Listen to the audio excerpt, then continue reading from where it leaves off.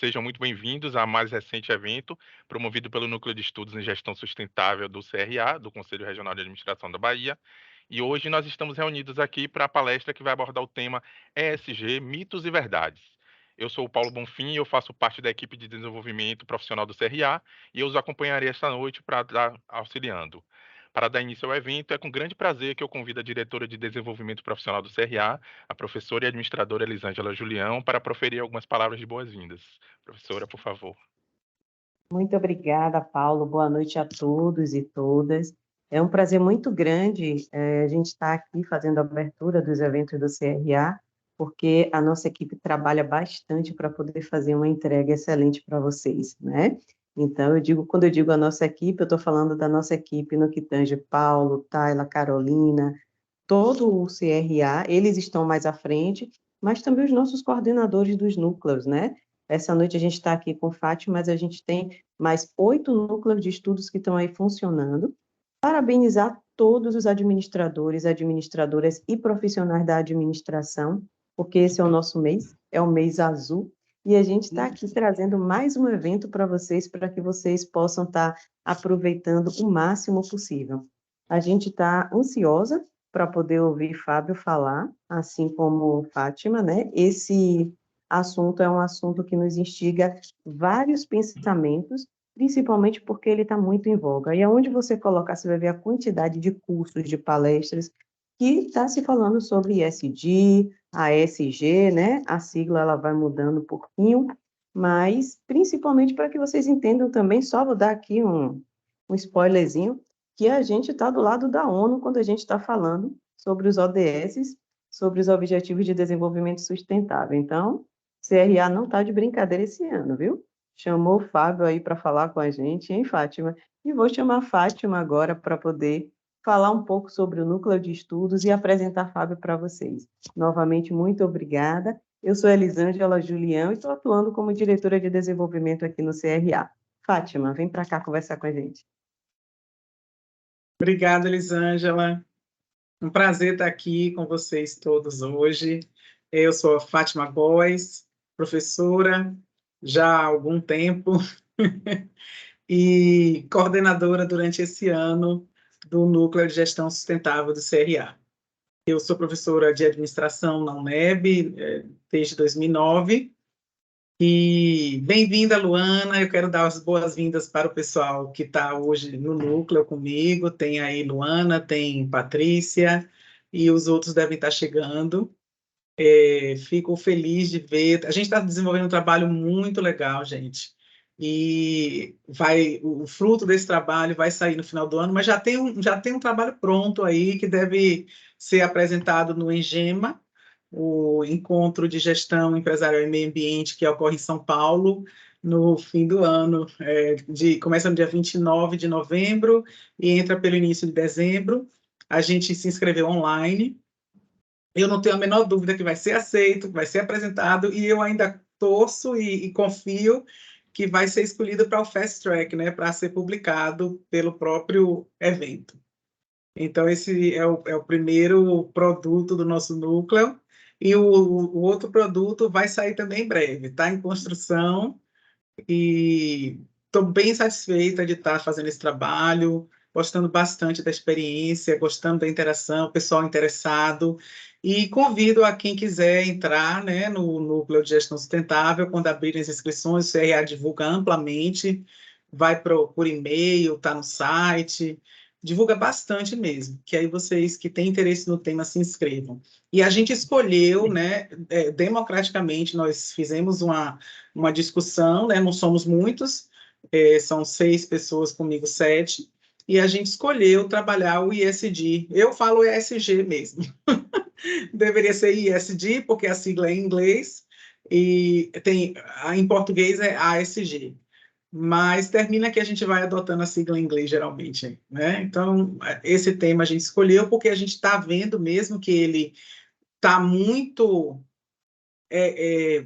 em alta, e eu faço questão de dizer sempre aos meus alunos, é um tema que, para quem está começando agora, tem muitas oportunidades, estão surgindo oportunidades e vão surgir ainda muito mais. Ele está no Brasil ainda crescendo. E o trabalho que a gente aprovou nesse encontro é um trabalho muito interessante, o que faz ele traça o panorama da produção científica sobre ESG, da produção científica internacional sobre ESG nos últimos 10 anos, de 2012 a 2022. Então, está um trabalho bem interessante, mostrando assim, desde o início do tema, né? Em 2002, 2003, quase não existia. Esse nome não era ainda citado nas publicações. E aí, a partir dali, e esse ano de 2022 foi um ano de boom, assim. E eu não vejo tendência de reduzir, eu vejo tendência de aumentar nos próximos anos. Então, é um tema muito interessante e que traz oportunidades. Então, vocês que estão aqui, que ainda não sabem onde atuar, eu acho que podem ficar atentos que surgirão oportunidades nessa área. E quem gostar da questão socioambiental tem tudo para se dar bem nisso, né? E agora, então, eu chamo o Fábio. Fábio é um consultor já de muita experiência. É um tipo de perfil que eu gosto muito de trazer para a palestra, para os meus alunos, porque os alunos demandam bastante pessoas com experiência de mercado, né? Então, quem trabalha com consultoria vive dia a dia empresarial, né? Está sempre em contato, inclusive com os líderes empresariais. Ele tem uma visão do pensamento desses líderes, do que está acontecendo nas organizações, e isso é bem importante para os alunos, né?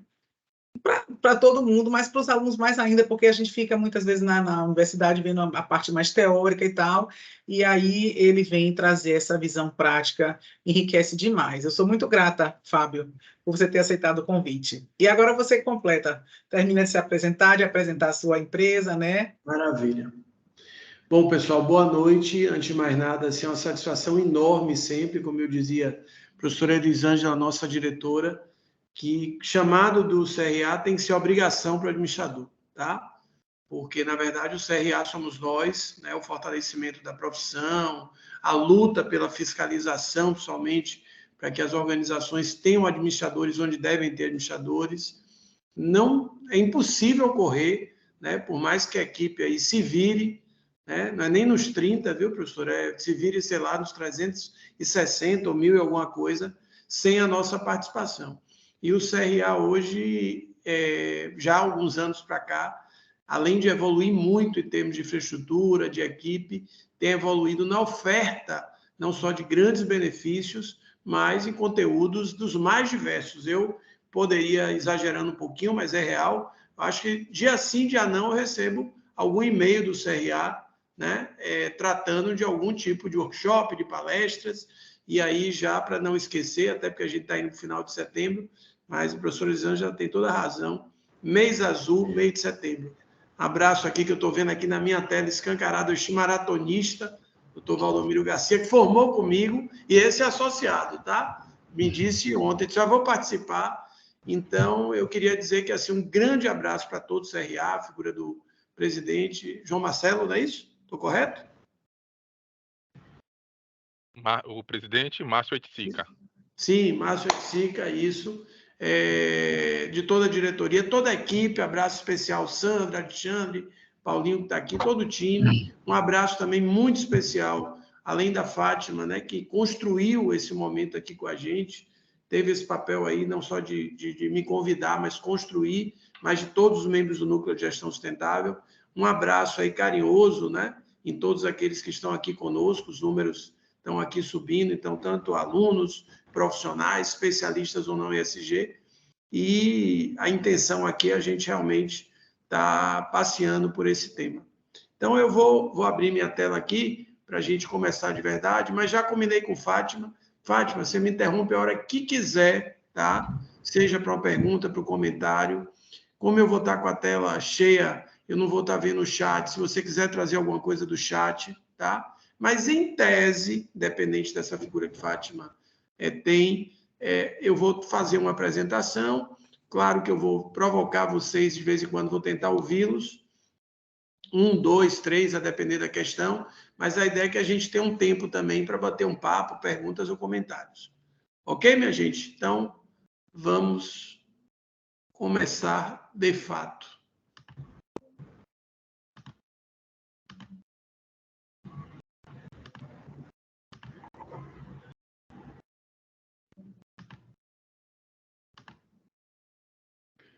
Só confirme para mim. Estão vendo tela cheia? Agora sim. Agora sim. Beleza. Passou o slide? Passou. Pronto, então maravilha. Obrigado a vocês. Bom, minha gente, bem rapidinho, eu diria que num evento desse, mais do que nunca, a primeira apresentação é que eu sou administrador. Fizemos uma celebração de 25 anos maravilhosa, Valdomiro estava lá. A nossa celebração foi fazendo uma caminhada com a turma que se formou em 93 da Igreja Nossa Senhora Conceição, a Igreja do Bonfim. Foi muito emocionante, muito marcante, cada um lembrou sua história, sua caminhada. E, antes de mais nada, eu sou administrador com muito orgulho. Eu entendo que foi uma das melhores escolhas que eu fiz na minha vida. Eu sou muito feliz por todas as minhas realizações e entendo que a administração é uma das formações mais atuais, mais modernas e mais conectadas com esse mundo presente e futuro que a gente está vivendo. A minha história, ela é uma história quase que totalmente ligada à minha empresa hoje. Eu tive uma carreira corporativa antes disso, inclusive ligado a esse tema. Eu fui muito tempo do terceiro setor através da Fundação Zé Silveira, mas eu sou diretor executivo dessa empresa chamada D'Amicos Consultoria. É uma empresa voltada para o desenvolvimento de organizações e pessoas.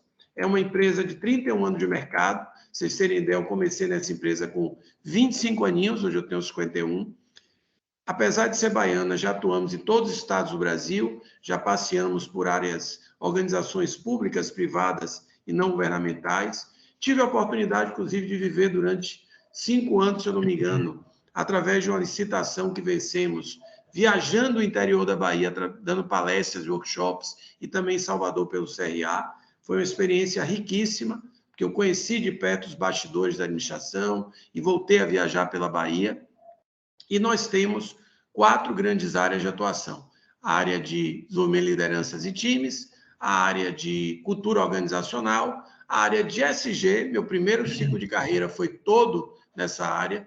Tem um microfone aí aberto, quem Paulinho puder me ajudar a identificar, porque aí, quando vocês forem falar, fique à vontade, mas para não ter eco, puderem deixar fechado, eu agradeço.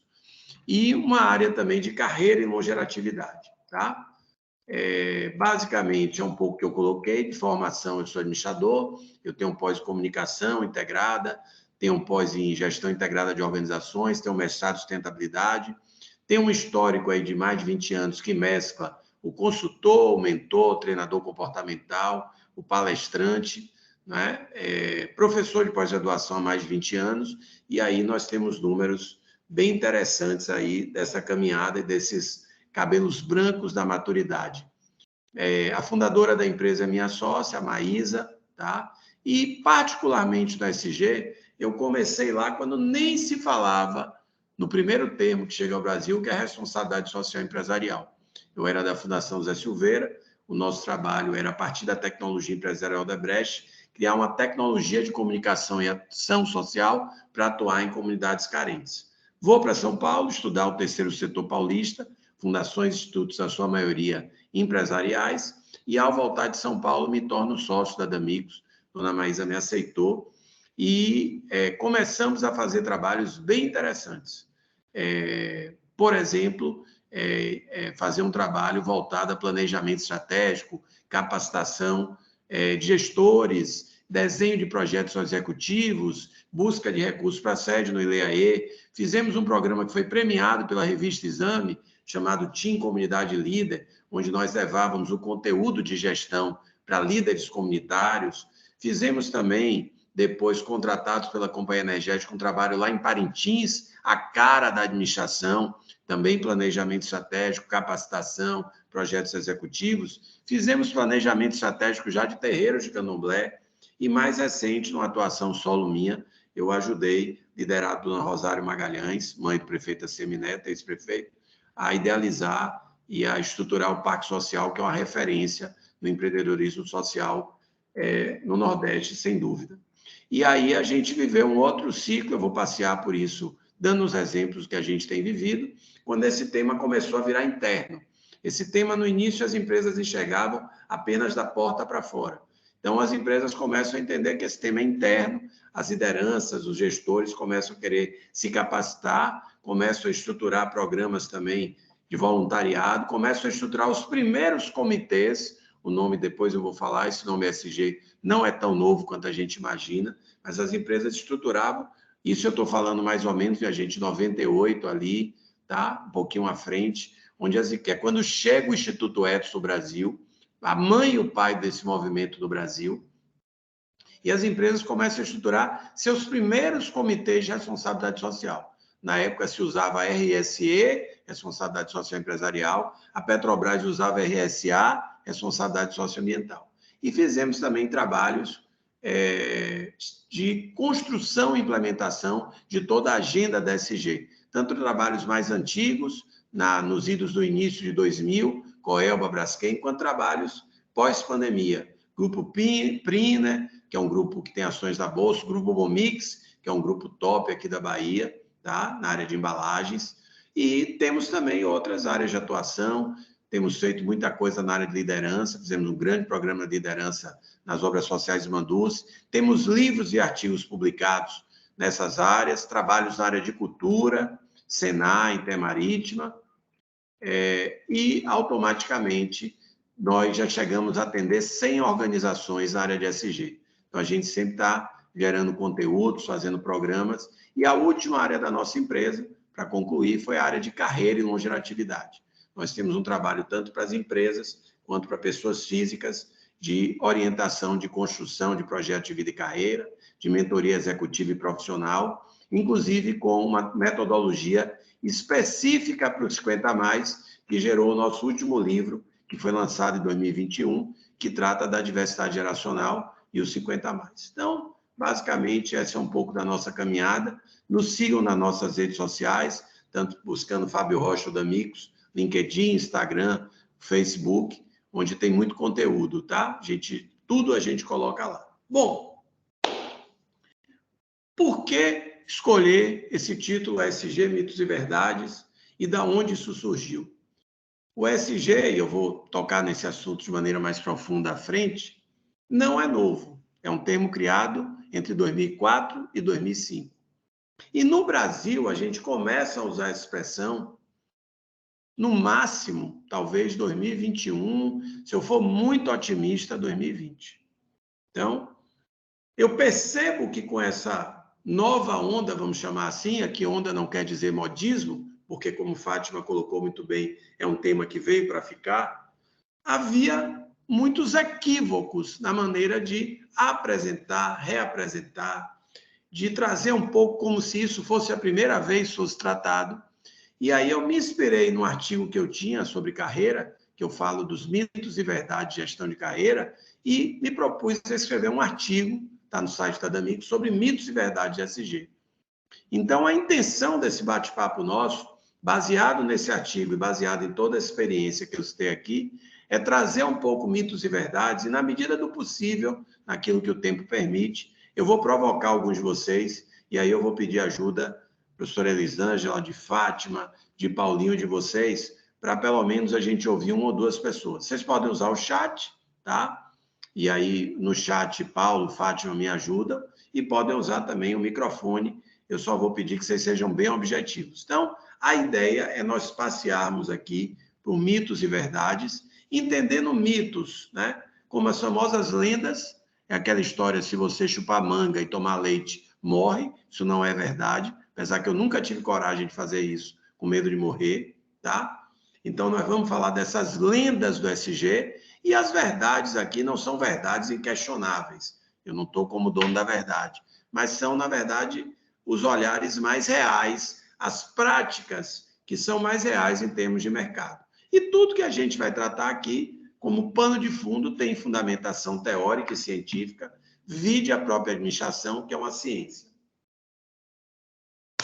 Dito isso, minha gente, eu queria ouvir de pelo menos 2 ou 3 de vocês, e as outras pessoas também podem colocar no chat, e aí eu peço ajuda de Fátima, Paulo, para lerem para mim, quais as verdades que nós temos sobre, obviamente, não sei que número a gente está aí, quando eu abri a tela tinha umas 40 pessoas ou mais, mas assim eu não vou conseguir ouvir todo mundo, então eu sempre vou ouvir 2, 3 pessoas no máximo, e independente do ouvir, aquelas que colocarem no chat. Aqui Estamos agora, em 49, Fábio. Pronto, maravilha. Então, quase na minha idade, tá vendo? Então, chegando lá nos 50 a mais. Então, primeira coisa que eu queria ouvir um pouco de vocês, seja via chat ou via oral, e aí, Fátima e os membros do núcleo também fiquem à vontade, em especial. Quais os mitos e verdades que temos sobre SG, mais no campo da gestão e organizacional? O que a gente diria que para a gente é mito, né, ou é verdade, falando de SG? Então, está aberto aí o microfone ou o chat. Vamos tentar trabalhar aqui com 2, 3 pessoas no máximo. Peço só sejam falas objetivas. Franqueada a palavra. E se Então, aparecer já vou alguma coisa, aproveitar. fica à vontade. Quem está falando? Bom, Elisângela? Elisângela. Pronto, Isso. professor, fica à vontade. Inclusive, ontem na sala, porque as faculdades estão trabalhando com esse tema, uma estudante chegou para mim e eles têm que escolher um dos ODS. E aí ela falou para mim, eu já tinha entendido mais ou menos qual era a dificuldade dela, né? O mito, na verdade, para ser objetivo, é que nós, seres humanos, não fazemos parte do meio ambiente. Joga para você. Perfeito. Legal. Maravilha. Eu vou ouvir no final, independente de qualquer comentário que eu faça, eu vou estar trazendo isso de maneira transversal na palestra. Obrigado, professora Elisângela. Quem mais? E se tiver alguma coisa no chat, professora Fátima, me ajude aí, por favor. Quem mais? Eu gostaria que algum dos membros do núcleo, que já está estudando sobre isso, a gente vem estudando desde maio sobre SG. Então, algum dos membros aí do núcleo de gestão sustentável. Patrícia, que é membro do núcleo, está dizendo que melhora na imagem da empresa. Beleza. Ela considera isso um mito ou uma verdade? Você acha que isso é um mito, Paty? Ou uma verdade? Verdade. Ela acha que é legal. verdade. Vamos dizer o que a gente acha, se é mito ou verdade. Quem mais? Seja no oral ou no chat. Se tivermos aqui, inclusive, pessoas da área de SG, fique à vontade, tá? Meu papel aqui é um facilitador, é um curador de conteúdo. Não estou no palco sozinho, não. Estamos todo mundo junto no palco. Mais alguém? Isso. E aqui, quem me indicou seu nome, Viviane Lima, que é membro do núcleo, está aqui, foi sua aluna. Viviane! Abra aí, Viviane, sua câmera para ir para a Fábio. Eu não vou ver que eu estou de tela cheia. Viviane, que foi do liceu, não é isso? Fale aí, Vivi, se você puder falar. Oi, tudo bem? Viviane, que foi do liceu? Do quê? Do liceu, não, né? Do liceu, não, eu acho que você nem deve lembrar. Vocês estão me ouvindo, gente? Eu estou lhe ouvindo, é porque, Viviane, eu não estou lhe vendo, porque eu estou de tela cheia, tá? Tudo bem. Eu acho que você nem deve lembrar de mim, mas foi um curso de ESG na prática, que foi presencial aqui em Salvador. Da ECOA? Da ECOA? Lembro de você, sim, claro que eu lembro. Estava sentado bem na frente. Isso, eu sei. Prazer em revê-la, viu? E obrigado pela Ela adora o tema, Fábio. E ela já botou aqui no chat que conheceu o tema com você e se apaixonou. Massa. E aí, Viviane, nos ajude aqui. Que mito ou verdade você tem sobre SG, independente de já ter sido minha aluna, então tá craque no tema. Fica até com empatia. Não, mas acho que eu diria que um mito que eu vi muito assim nos meus estudos poderia ser a falsa crença dos membros da alta hierarquia, da alta administração das organizações, de que o ESG, ou a implementação dessa agenda, ou de outras práticas de sustentabilidade, afetariam negativamente a parte financeira da organização. Seria um custo a mais. Um mito seria esse, que seria um custo a mais, e não encarado como investimento. Muito bom. Mais alguma coisa aí, professora Fátima, no chat que você queira trazer dessa pergunta? Ou posso seguir?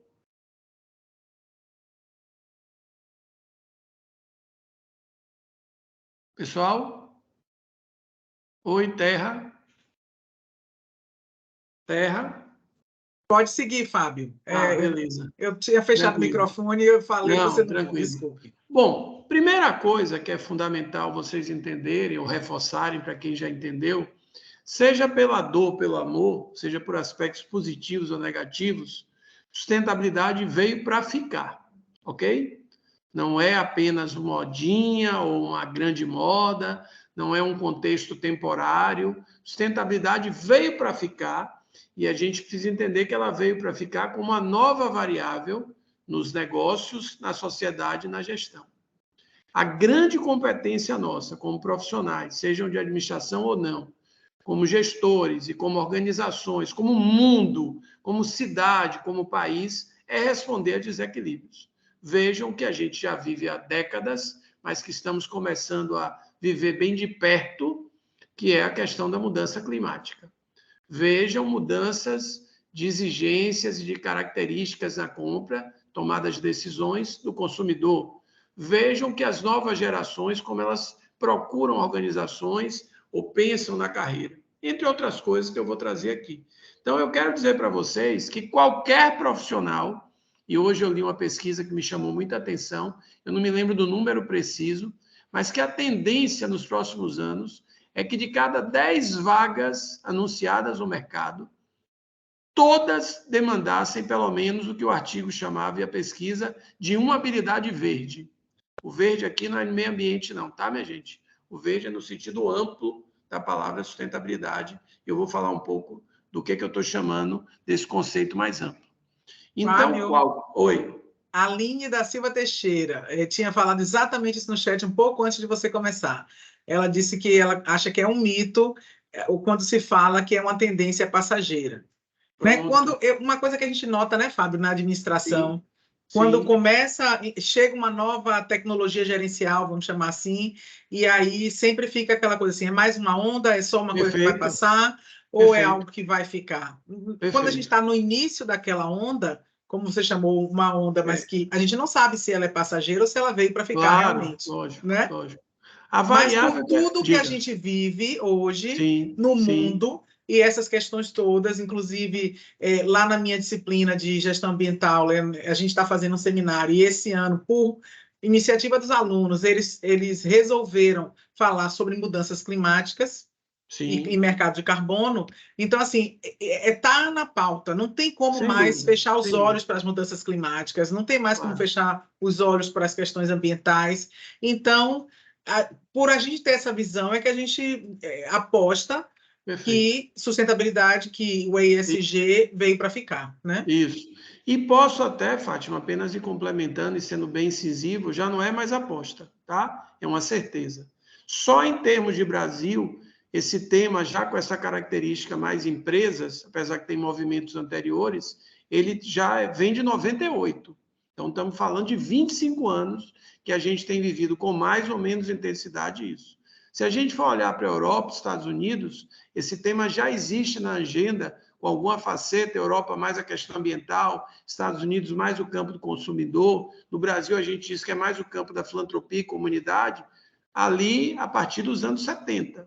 Então, na verdade, ele já existe há muito tempo, o que a gente sempre percebe é que ele muitas vezes tem uma intensidade ou tem uma característica diferente. Não tenho dúvida nenhuma que, em função, por exemplo, dos problemas climáticos, que também já existe há muito tempo, o problema da água, das secas, o problema das enchentes, os problemas dos grandes desastres, né, gerados aí, furacões, tsunamis, o que foi, isso existe há muito tempo, né? Isso, de uma certa forma, vai cada dia mais tornar a questão ambiental um pré-requisito para a existência das organizações e um pré-requisito para que a gente sobreviva como humanidade.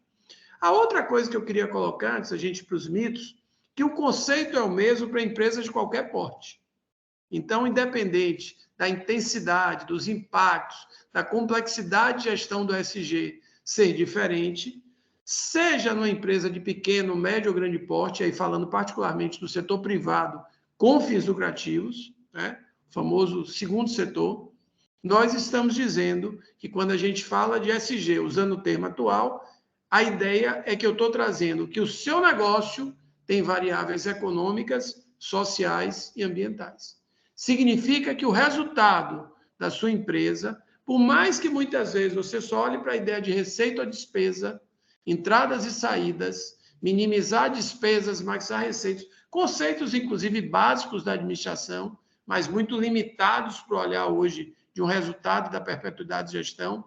O entendimento é que as variáveis sociais e ambientais afetam até mais do que as variáveis econômicas. Dando um exemplo bem prático, se você tiver um produto ou serviço, que ele for um produto que não seja antenado com essas demandas e essas questões sociais e ambientais, ou se for uma atividade fim da empresa que impacte muito negativamente a sociedade, seja ali as comunidades vizinhas ou a sociedade como um todo, a cidade, o que for, tenha certeza, como está acontecendo na indústria automobilística, que ele vai sumir aos poucos. Já há países que determinaram que não vai haver nenhum incentivo para carros de combustão a partir dos próximos anos. Então, na verdade, nós não estamos falando energia eólica, energias renováveis, não estamos falando de nada que é de futuro. Tudo é presente e eu diria até que é passado, tá? E uma outra coisa que vale colocar, porque isso também gera muito desse disse-me disse, dos mitos e verdades, é que esse é um tema com muitas palavras, tá? Cada hora, e eu já vivi cenários de empresas que eu chegava para começar um trabalho da empresa e eles diziam, olha, aqui nós vamos usar a cidadania corporativa, porque o termo responsabilidade social está desgastado. Eu dizia, sem problema, podemos usar o termo que quiser, contanto que a gente clareie, trabalhe corretamente o conceito e a prática e a visão sistêmica desse tema. Então, os termos são os mais variados. Se a gente colocar o inglês na jogada, vai ficar mais complicado ainda. Então, empresa cidadã, cidadania corporativa, responsabilidade social empresarial, filantropia empresarial. Agora, o que é comum, né? Primeiro, é importante a gente entender que, independente do nome, que o conceito é muito claro, onde a gente está falando de um novo modelo de gestão de negócios e um novo modelo de gestão das organizações, onde você precisa olhar para as organizações pelo seu desempenho econômico, social e ambiental. Você precisa olhar para a organização indo além do acionista, do dono da empresa ou do cliente e pensando em todos os públicos ou partes interessadas, que é um termo originário da área financeira, que são os stakeholders. Então, o conceito, que é um conceito que já tem muito tempo, não é o ESG que trouxe isso, pelo contrário, John Elkton, que criou o conceito do triple bottom line, né? Ou se a gente fosse traduzir ao pé da letra, né? É meio complicado, né? Seria desempenho triplo ou triplo desempenho, mas não caberia, mas é um pouco essa ideia que o resultado da empresa tem a ver com o seu resultado econômico, social e ambiental, só que isso não se divide, esse resultado é integrado. Se eu tenho um péssimo ambiente de trabalho, as pessoas talvez tenham mais acidentes, sejam menos produtivas, estejam menos engajadas, é uma variável social, isso vai afetar na variável econômica, se cada um produzir menos. Está aí a saúde mental, está aí todas essas questões. Né? Fábio, sobre o triple bottom line, normalmente eu traduzo para os meus alunos, como eu aprendi, como tripé da sustentabilidade. Ótimo, perfeito. O John Elkton lhe agradece, tá? E Fábio Rocha também, porque é uma forma didática e que até usual, né? Me faltou aqui as palavrinhas, que é tanto nome quando a gente fala de sustentabilidade que a gente fica doido. Então, de uma certa forma, a gente dependendo do conceito. Agora, outra coisa é quando eu olho além dos muros da organização e vejo a questão do desenvolvimento sustentável.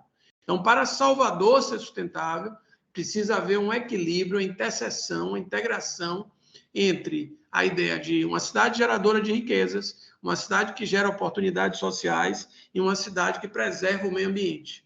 Então, o conceito de desenvolvimento sustentável vai sempre além de qualquer organização, mesmo a figura do Estado.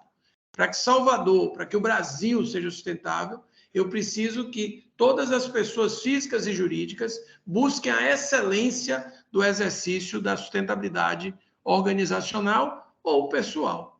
Então, eu, como cidadão, eu contribuo menos ou mais. Se aqui tem gente que vai de bike para o trabalho, está contribuindo para Salvador sustentável. Se tem gente que usa um carro que está todo desregulado, né, e que muitas vezes tem uma mecânica mais antiga, não está contribuindo para Salvador sustentável.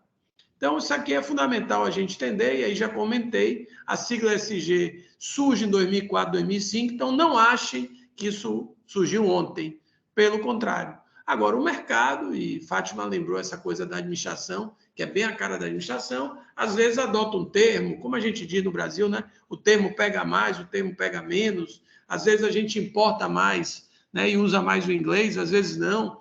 Então, o que tem de novo no ESG? Eu diria que a única coisa nova no ESG em termos de Brasil é porque pela primeira vez no Brasil a gente entende que não dá para falar de sustentabilidade sem falar de governança. Então, a verdadeira implementação do ESG na organização é quando esse tema é um tema estratégico, quando esse tema está na agenda do conselho, quando esse tema está na agenda da administração, e todas as decisões, todos os processos têm ali uma força grande do ESG como pilar, tá? Então, eu vou inovar meus produtos e serviços. Eu inovo meus produtos e serviços pensando no ESG. Eu vou fazer avaliação de desempenho dos meus colaboradores. Eu penso ESG. Eu vou selecionar ou desenvolver os fornecedores que atendem a minha empresa. Eu vou usar critérios de ESG. E por aí vai, tá? Então, na verdade, é aí que a gente depois vai passear por isso também, né? Que não tem nada novo, pelo contrário. E aí, de uma certa forma, ESG, ESG ou ESG, se a gente for aportuguesar ou brasileirar, tá? Bom, e aí eu queria também ouvir 2 ou 3 pessoas, via chat ou via microfone, né? Seja você estando no momento da organização, seja você uma pessoa de mercado, como eu brinco sempre, analisando propostas, dá para dizer que a sua organização, seja aquela que você está ou a última que você passou, tem clareza desse conceito de ESG? O que vocês acham? E aí vocês podem colocar no chat sim ou não e por quê. E quem quiser usar o microfone pode dizer sim ou não e por que entende que a organização tem ou não tem clareza desse conceito. Franqueada a palavra. Eu preciso que vocês sejam rápidos para dar tempo da gente avançar e não deixar de interagir, tá? Então, Fátima, apareceu alguma coisa no chat aí, fica à vontade, tá? E se também você ou alguém do núcleo quiser comentar, fiquem à vontade. E aí? A organização que você trabalha, ou a última que você passou, ou as organizações que você conhece, tem ou não tem clareza desse conceito de ESG? Se 1 ou 2 pessoas usarem o microfone, é bom, porque dá aquela sensação que estamos vivos e que eu não estou falando para o além, né? 2 pessoas aqui disseram que não. Rosiane Nascimento Aroca e Patrícia Souza da Silva. Nas empresas que elas tiveram, não tem clareza. Beleza, Adriana Lima disse que acha que a maioria não tem clareza. Legal. É isso aí, minha gente. De cara, mais uma vez, a gente entende, tá? Que os que geram mitos e verdades começam por aí. Fábio, pode falar. Ricardo Buffoni quer falar. Fica à vontade. Vai lá, Buffoni.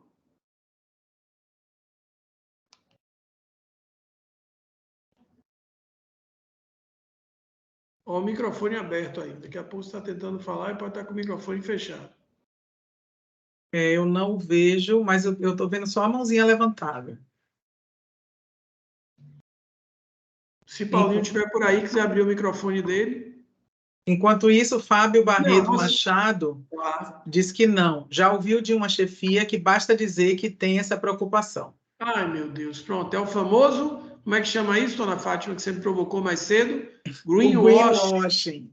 Né? Maquiagem verde, lavagem verde, ou seja, tenha certeza, parece que foi Fábio que comentou isso, né?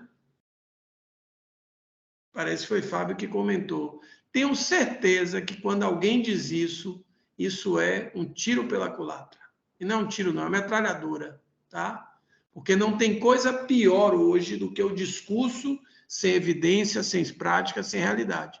No início desse movimento, de uma certa forma, a gente nem ia muitos detalhes. A gente dizia, e aí, isso está no radar da sua organização? A organização disse, não, a preocupação é importante. A gente já batia a palma e colocava o tapete vermelho. Hoje não, a gente diz, está bem, como é que você gerencia isso lá? Que indicadores você usa para mensurar? Que evidências você tem que esse tema realmente é efetivo?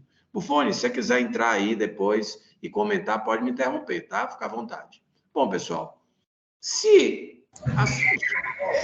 eu já tive aqui umas 2 oportunidades para lhe interromper, mas estava tão bom o bate-papo. Já que você deu essa abertura aí agora, vou aproveitar.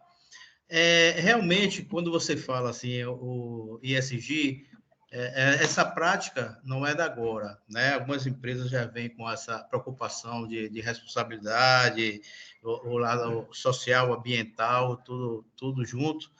E eu trabalhei numa empresa que a gente já vinha tendo toda essa preocupação. E uma das coisas que chamou bastante atenção foi com relação a material de demolição, né? Todos aqui conhecem o equipamento aí Fonte Nova, Arena Fonte Nova.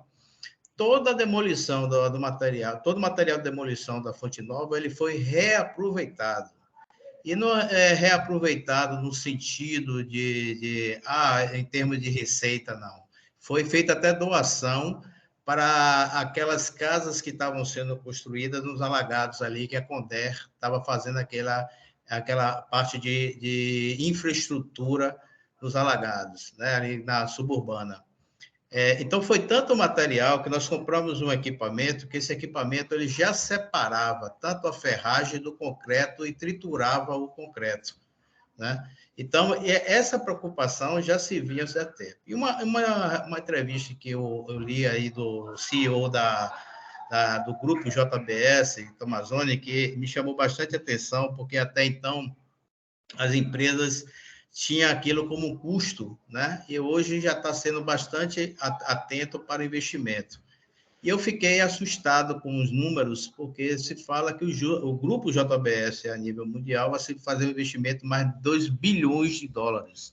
Então, para você ter ideia, todos os fornecedores dele, ele vai mapear por cadeia como você está produzindo aquela, digamos assim, matéria-prima para ele. Então, você está vendendo gado para ele, sim. Como é que você está criando? Como é que você está preocupado com toda a parte do ambiental, com tudo junto, para poder ele mapear todo o processo, porque daí por diante ele vai ser responsável por tudo isso. Entendeu? Muito bom, Buffoni. E aí, quem puder me ajudar, porque agora eu não estou lembrando especificamente o que foi, mas eu sei que tem a ver com cimento, a Civil, Grupo Civil, né, do Dr. Eduardo Valente, do Rafael Valente, acabou de lançar, inclusive na Expo, na Constru Nordeste, uma feira última aí de construção, que era Constru Nordeste, um cimento sustentável. Então, se alguém localizar aí na internet, pode jogar aqui no chat. Bom, maravilha, Buffoni, você ter trazido isso.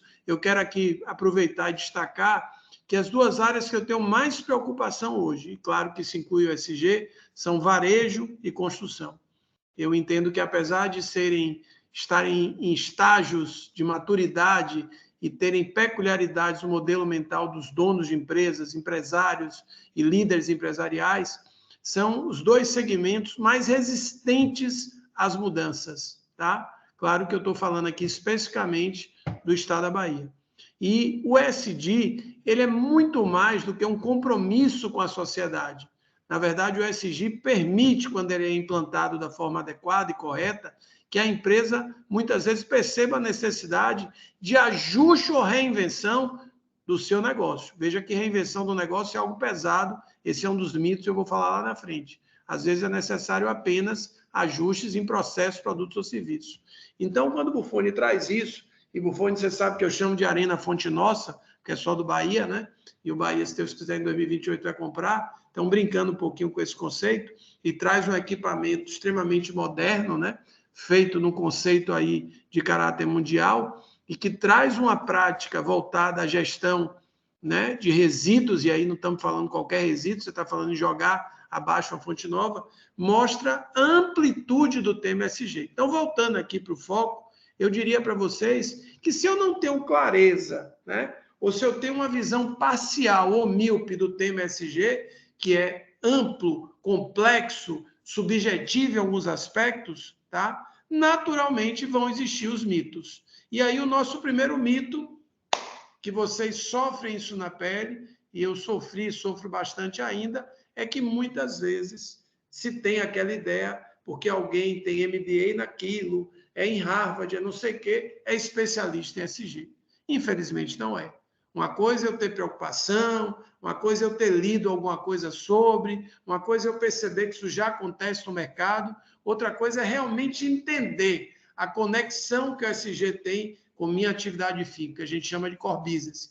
É entender de fato, né? E aí já vem a resposta, né? Na verdade, é um mito. Nossas lideranças, com raríssimas exceções, elas, inclusive, alguns anos para cá, é o discurso politicamente correto. Não, claro, isso é importante, isso é prioridade. Mas, como eu digo no popular, se você apertar na parede, dizer, tá bem. Então, diga para mim como é que isso acontece no seu negócio ou poderia acontecer. eu posso garantir a vocês que a maioria não vai saber responder.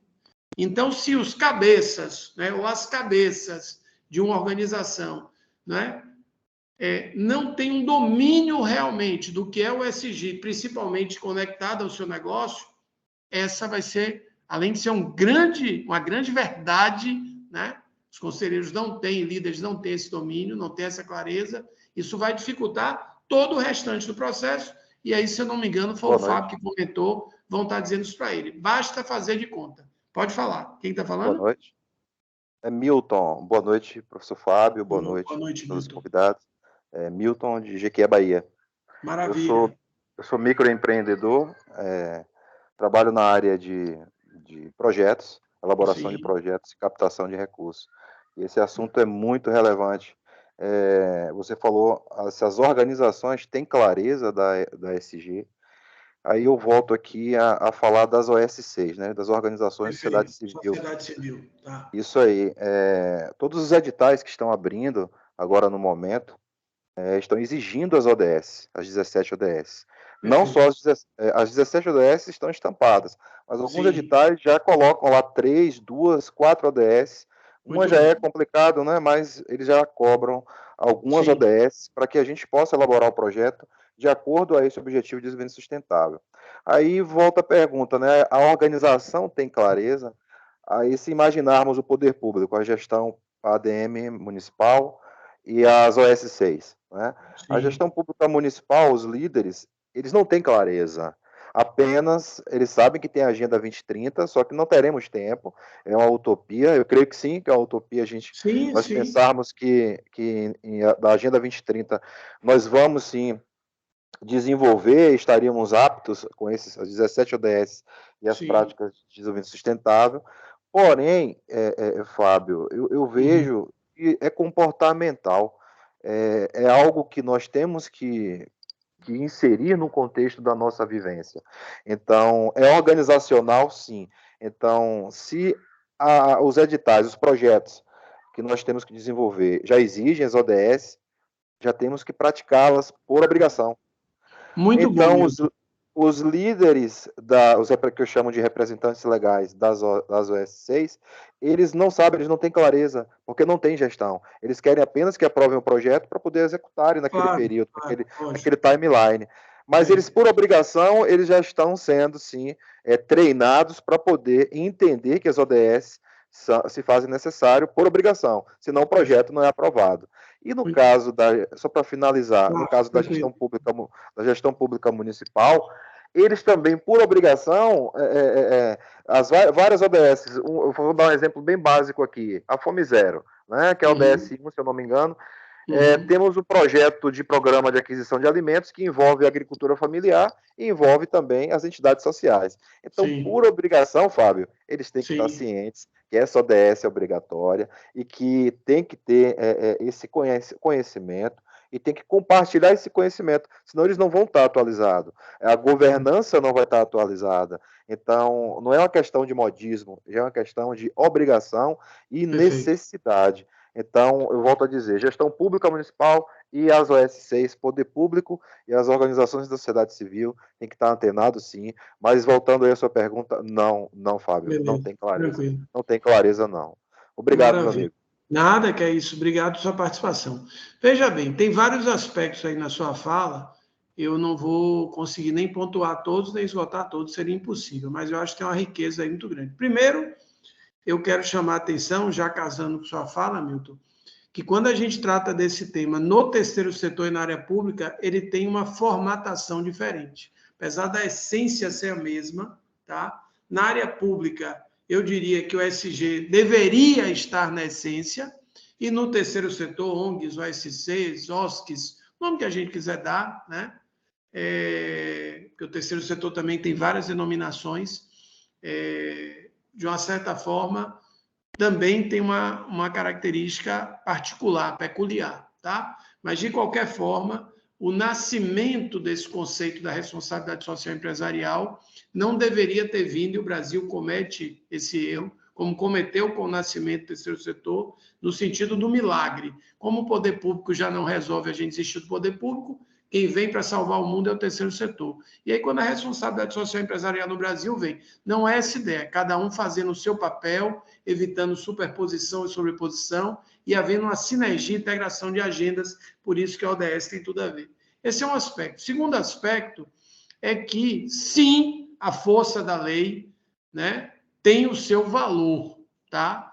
Apesar de, quando você olha para o mundo como um todo, ter caminhos diferentes. Então, no mundo, na maioria, Europa, Estados Unidos, esse tema veio do Estado para a iniciativa privada.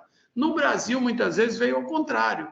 Na área de construção, quando eu ajudei a criar a ADEME Bahia, criar o Prêmio ADEME de Sustentabilidade, que era a ideia da inclusão desse critério do Prêmio ADEME, o Fórum ADEME de Sustentabilidade agora teve o 14º, liderado pelo Rafael Valente, e tantas outras coisas, tá? Nós começamos, ainda na gestão de Wilson Sartre, não me lembro o ano, a propor à Prefeitura de Salvador para criar o IPTU verde, tá? Então, de uma certa forma, no Brasil, muitas vezes isso veio do privado para o público, e sem dúvida nenhuma, se com a lei muitas vezes não se cumpre, não se leva a sério, né? Imagine se não tiver a lei. Então, não quer dizer que a lei só resolva, e aí só para finalizar, e de forma nenhuma sem querer esgotar, Milton, a questão é anterior ao comportamento. A questão tem a ver com o modelo mental e tem a ver com a cultura, ok?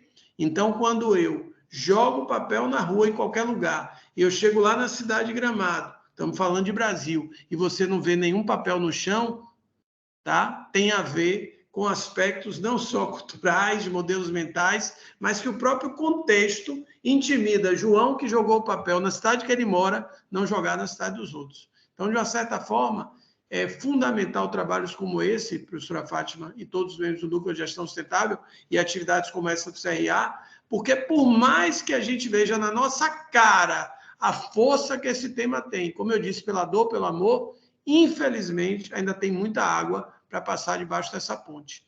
E tem uma religião que diz que a gente só evolui pela dor, pelo amor, né? E eu, particularmente, nesse tema, acho que a gente tem evoluído muito mais pela dor. Aí vem uma outra questão que eu queria deixar muito mais para vocês refletirem, e até me perdoe, eu devia ter feito essa sugestão desde o início, vale a pena tirar fotografia dessas perguntas, para depois até vocês refletirem um pouco mais com calma. Independente do termo, né? Hoje eu não uso sensibilização, eu uso aculturamento, alinhamento conceitual, consolidação de conceitos. Mas eu diria que a Damix foi uma das primeiras consultorias no país que mostrou para as empresas que o trabalho começava fazendo o esclarecimento, a gente chamava de sensibilização, das lideranças da empresa. Então, todo o trabalho da Damix, mesmo que não nos contratassem para isso, a gente começava fazendo palestras, workshops, e até hoje a gente faz dessa forma. Então, e rodando por todos os stakeholders. Então, a gente fazia isso para lideranças, colaboradores, conselho, fornecedores, muitas vezes tinham fóruns de clientes e por aí vai. Então, a pergunta é um pouquinho, como é que eu mobilizo, como é que eu engajo a minha organização? Como é que eu faço minha organização, pelo menos, dizer o seguinte, vale a pena parar para pensar no ESG. Vale a pena perceber se isso tem a ver comigo.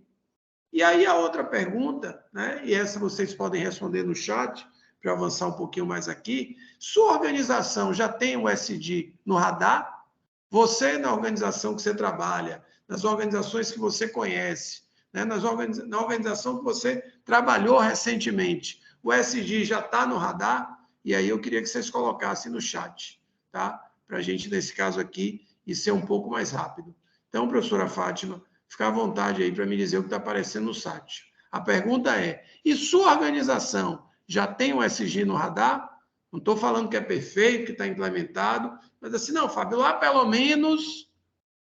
O que o pessoal está dizendo aí, Fátima?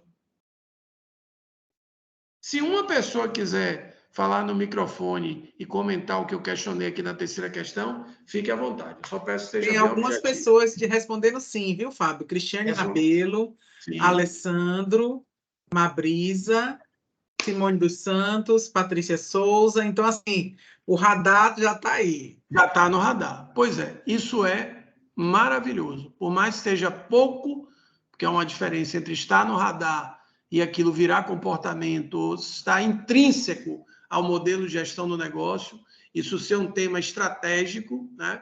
Isso ser um tema transversal à gestão, tá? Ou seja, ser um tema de peso, seja na bonança ou na crise. Essa é outra característica que, infelizmente, muitas organizações têm, que esses temas só ficam em alta quando está o mar tranquilo. Quando tem qualquer crise, cai o faturamento, pessoas, SG, cultura, não, isso aí não é prioridade. Agora a prioridade é ganhar dinheiro ou fechar a torneira. Não entendendo que se a torneira está vazando água, né, se o dinheiro não está entrando, é porque possivelmente tem a ver com o intangível. Então, de uma certa forma, diferente do passado, e hoje você percebe que as organizações têm esse tema muito mais no radar, tá? Dando uma ideia aí, não só do que eu vejo diariamente no mercado, mas a partir disso. O outro mito, minha gente, existe uma agenda única e padrão na área de sustentabilidade? Será que toda empresa, independente do segmento, do porte, ela tem a mesma agenda? Então, obviamente, a resposta é não, até porque, lembrando, né? Mito é uma falsa verdade, mito é uma lenda. Então, todos os mitos, obviamente, né, não são verdades, tá? E como é que dá para perceber que esse mito aqui de não existir uma agenda única e padrão para qualquer organização, e o Milton já trouxe, se a gente for para o público e para o terceiro setor, isso percebe-se claramente, são agendas completamente diferentes, é esse conceito que eu já utilizo há muito tempo. Nunca patenteei, mas tanto eu quanto a própria Dami, com seus trabalhos, sempre utilizou esse conceito e utiliza até hoje. Ele nasceu, inclusive, na minha dissertação do mestrado de sustentabilidade que eu fiz na Universidade Federal Fluminense do Rio de Janeiro. É que a essência de sustentabilidade, da sustentabilidade de qualquer organização, é minimizar os impactos negativos da sua atividade fim e maximizar, não é ou não, tá, pessoal? E maximizar os impactos positivos. Então, pense em qualquer organização, seja aquela que você trabalha ou outra, e entenda assim, quais são os impactos sociais, econômicos e ambientais da minha organização. E o que é sustentabilidade? É minimizar os impactos negativos e maximizar os impactos positivos. Como nenhuma organização tem um core business, tem uma atividade fim igual a outra, pode ser similar, e mesmo que tenha igual, ela vai ter impactos positivos e negativos diferentes, porque ela vai lidar com clientes diferentes, colaboradores diferentes, vai estar num contexto social e econômico diferente. É impossível que, por mais que alguns temas sejam fortes e presentes na agenda de sustentabilidade, posso tratar aqui, por exemplo, de um tema cada vez mais em alta, que é a diversidade, a própria questão da gestão de resíduos, a própria questão de impacto no clima, a própria questão de produtos ou serviços com menor impacto ambiental, seja o que for, ou seja, são temas, em regra geral, presentes, mas a intensidade desses temas serão diferentes. Então, percebam que um dos grandes desafios da implementação da sustentabilidade tem a ver com a capacidade de você customizar a agenda. Então, em vez de eu ficar seguindo apenas o que todo mundo está fazendo, tendências de mercado, eu preciso olhar para o meu negócio, eu preciso perceber os impactos dos meus negócios e preciso criar uma cultura, um programa, uma equação, um modelo de gestão de ESG que maximize o que é positivo e minimize o que é impacto negativo. Dando um exemplo bem prático, se sua organização é uma grande geradora de empregos, principalmente os primeiros empregos, empregos não especializados, você pode sim maximizar o impacto positivo, fazendo um programa de qualificação profissional e contratando mão de obra local, mesmo que ela não seja o ápice, né, do expertise ou da senioridade, ou o ápice da especialização. Então, de acordo com a característica e o estágio do seu negócio, você vai montar uma equação diferente. E apenas para passear nisso, não vou entrar em detalhes, essa agenda, eu uso a expressão há muito tempo, ou do ESG ou do RSE, lembrando o RSE, Responsabilidade Social Empresarial, que foi o primeiro termo que chega ao Brasil em 98 para falar do que a gente está falando aqui hoje, ela é uma agenda que eu gosto de comparar ela com um livro de alguns capítulos ou uma floresta. Por que eu comparo? Porque ao olhar para entender a plenitude, a amplitude, essa complexidade no bom sentido do ESG, eu trabalho a ideia dos temas e dimensões e processos e relações as mais diversas. Então, se eu falo de público interno, eu estou falando da relação da empresa com colaboradores e estou falando do processo de gestão de pessoas. Se eu falo de valores, transparência e governança, eu estou falando de compliance, eu estou falando de conselhos, eu estou falando de código de ética e conduta, eu estou falando de auditorias externas independentes e estou falando da relação com o dono ou com os acionistas. Se eu falo de consumidores e clientes, eu estou falando da relação da empresa com consumidores, clientes, usuários, e estou falando de áreas de relacionamento com clientes, de áreas comerciais e por aí vai. Se eu falo de meio ambiente, eu estou falando do impacto ambiental gerado pela minha organização, estou falando de organizações governamentais, estou falando de órgãos públicos e órgãos fiscalizadores ambientais. Se eu falo de fornecedores, eu estou falando de empresas pequenas ou médias que atendem as grandes empresas, e estou falando de terceiros. Se eu falo de comunidade, eu estou falando da relação, tá? E aí fornecedores, só lembrando, para vocês irem enxergando os processos, eu não gosto de usar a palavra caixinhas, até porque é processo, eu estou lembrando em fornecedores de suprimentos, da área que cuida de fornecedores, de compras. Se eu olho para a comunidade, eu olho para a comunidade vizinha, das minhas lojas, das minhas sedes, das minhas unidades industriais. E aí eu penso, obviamente, seja numa área que cuida da relação com a comunidade, mais formal e estruturada, ou alguém que cuida disso. E se eu olho para a relação da empresa, governo e sociedade, aí além da relação com os três poderes, né, e das três esferas públicas, eu olho na relação com toda a sociedade. Então, se a minha empresa é uma empresa de armas, isso tem a ver com governo e sociedade. Se minha empresa é uma empresa na área de bebidas ou cigarros, isso tem a ver com a sociedade. Se minha empresa é uma empresa voltada para qualidade de vida e saúde, isso tem a ver com governo e sociedade, além de consumidores e clientes. Então, minha gente, quando eu falo de SD, eu estou falando da relação da empresa com processos e práticas de gestão que, bem ou mal, já existem na sua organização, e eu estou falando da relação com várias partes interessadas. Quando eu olho para isso, fica fácil entender que é impossível ter uma agenda única de sustentabilidade. Porque o cliente da Bomix é diferente do cliente do Grupo Prina, que é diferente do cliente da Braskem, que é diferente do cliente da Coelba, que é diferente do associado do inscrito no CRA, que é diferente do beneficiário das OSS citados por Milton, que é diferente de todos os públicos, Bufone, que você lidou na Arena Fonte Nova, é diferente dos públicos, Valdomiro, que você lida nas organizações de saúde, que você já atuou para esta consultoria. Então, na verdade, Viviane e tantos outros que estão aqui, a gente percebe que é impossível ter uma agenda única de sustentabilidade. Quem Fábio, tiver... Oi. Eu gostaria de complementar uma coisa, porque você focou bastante nos clientes, e uma coisa que eu observei bastante quando eu fiz a minha pesquisa de doutorado, eu pesquisei parques eólicos no Nordeste, então eu visitei vários parques. E no caso deles, alguns já estavam começando dentro das agendas ESG. Sim. Eles não usavam muito, não usavam a palavra ESG, eu não me recordo dos parques, eles usavam responsabilidade social. Perfeito. Mas então, dentro das ações de responsabilidade social, alguns já focando os ODS, né? Como contribuir para alguns ODS, uma das preocupações que eles tinham era em relação aos, claro, sempre preocupações com as comunidades, porque os parques são grandes empreendimentos em pequenas comunidades, então eles trazem muito impacto, mas também eles tinham um foco na questão dos empregados.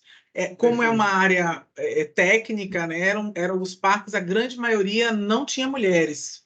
Uhum.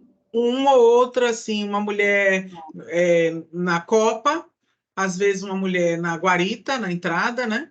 Sim. Às vezes uma técnica de segurança, mas a grande parte da força de trabalho era de homens. Então, eles entravam aí no ODS de gênero e Sim. começaram algumas dessas empresas a implementar políticas de diversidade de gênero, para tentar incluir, não é nem para dizer que vai equilibrar, mas começar a mudar essa realidade. Fátima, colocar no radar, né? Como a gente disse Isso. aqui, né? Deixa eu puxar dois ganchos aqui, tá, Fátima? Muito rica essa sua contribuição. A D'Amico chegou a atender mais de 10 empresas, eu acho até bem mais, de empresas da área de energia, em vários lugares do país, e chegamos a atender empresas de energia eólica. E quando a gente fazia, principalmente, o mapeamento dos stakeholders ou o relatório de sustentabilidade, aparecia nessas empresas o arrendatário. ou seja, o proprietário da fazenda que tinha sido arrendada era uma parte interessada, e o raciocínio que a gente usa ele é impactado pelo negócio e ele influencia o resultado da empresa. Então, você me lembrou, Fátima, exatamente que às vezes não só eu tenho clientes, colaboradores, produtos, serviços, seja o que for, bem diferente de uma empresa para outra, mas às vezes eu tenho públicos que têm peso para uma organização e não tem para outra. Eu já vi organizações, muitas vezes, terem problemas sérios com instituições religiosas. Ok? Eu já vi instituições terem que criar ou recriar o seu modelo de negócio a partir de uma relação de líderes comunitários. A gente atendeu muitas empresas do Rio, que se eles não concessionárias de pedágio, ou seja, vias e pedágios que passavam por comunidades extremamente perigosas, e não as comunidades, mas algumas pessoas, né? Então, onde eles sabiam que um indicador positivo é quando os líderes, né? E aí eu estou falando dos líderes, os líderes de tráfico mesmo, espero que isso não chegue nesse nível a Salvador, a Bahia, avisavam a empresa de pedágio que ia ter tiroteio. Eles, querendo ou não, consideravam esse um indicador positivo, porque ao avisar, eles travavam e não corriam o risco de ninguém morrer de bala perdida. Então, eles diziam, olha, hoje é melhor parar porque o bicho vai pegar. Então, além disso, eu queria trazer outro elemento muito rico dessa sua fala. Minha gente, não tenha dúvida nenhuma, e Milton trouxe isso com muita força, que a ODS, eu nunca vi a ODS, independente de nomes que mudaram aí, ter tanta força. Mas você, como organização, precisa primeiro olhar para o seu recorte de gestão. Não adianta você querer contribuir para o mundo se você não está bem resolvido nem internamente. Então, olha o ESG do ponto de vista de prática de gestão e estruturando e avançando nisso, aí você diz, como eu estou bem resolvido internamente, eu preciso fazer a conexão disso com a ODS. Eu vejo hoje muitas grandes empresas, eu estou falando grande mesmo, que têm metas e compromissos públicos que até 2030, até 2040, até 2050 vão contribuir para um mundo melhor, e como Fátima colocou, não tem diversidade de raça, de gênero ou etária nas suas lideranças ou até nos seus colaboradores. Um outro mito, minha gente, esse é um mito muito forte, e não que ele não tenha um quê de verdade. O ressurgimento, e aí a gente fala do ESG, não como ressurgimento, mas dizendo, rapaz, a gente que é da área, né, eu que vivi esse ciclo desde o início, a gente diz, voltou com tudo. Então a gente diz assim, o ressurgimento da sustentabilidade no contexto atual, mundo ou Brasil, se justifica por uma maior exigência da sociedade do posicionamento da empresa em relação ao contexto pós-pandemia. Porque depois da pandemia, a gente com certeza está muito mais consciente do significado amplo, pleno e literal da vida. Tá? Eu que sempre digo que vivi essa experiência muito difícil, mas que me ensinou muito. Fiquei 16 dias entubado por causa do Covid 2021, 33 dias no hospital e minha chance de sobrevivência era tendendo a zero, né? Eu, sem dúvida nenhuma, eu tenho um olhar para a vida que eu não tinha. Como diz meus amigos, eu fui lá e voltei algumas vezes e me liberaram, né? Então, o que acontece? É lógico que o consumidor das novas gerações, o cliente, o cidadão, é lógico que nós estamos muito mais exigentes por entender que uma empresa de sucesso e competitiva, ela precisa cuidar de aspectos sociais e ambientais, mas não é verdade que esse tema surgiu com essa força por isso. Esse tema surgiu com essa força por uma questão muito forte, e Milton trouxe isso, mas na ótica do terceiro setor, é que há estudos que mostram, e já há uma realidade, e hoje eu lia mesmo, de regulamentação, mais uma regulamentação da Anbima, né, em termos de ESG no mercado de capitais, que o dinheiro só está indo cada vez mais para empresas que têm isso bem resolvido. O que é isso? O ESG. Então, há estudos que mostram que até 2025, 90% dos investimentos no mundo, desses fundos, sejam fundos de ESG ou fundos que utilizam critérios de ESG, só dialogarão com empresas que têm isso efetivado, isso bem estruturado. Vou dar um exemplo aqui muito simples. Imagine que eu sou de um fundo, eu ligo para a Fátima, que é de uma empresa, e digo, Fátima, tudo bem, minha amiga? Olha, a gente está com sua empresa no radar, queremos investir na sua empresa, mas deixa eu lhe fazer uma pergunta antes dessa conversa continuar.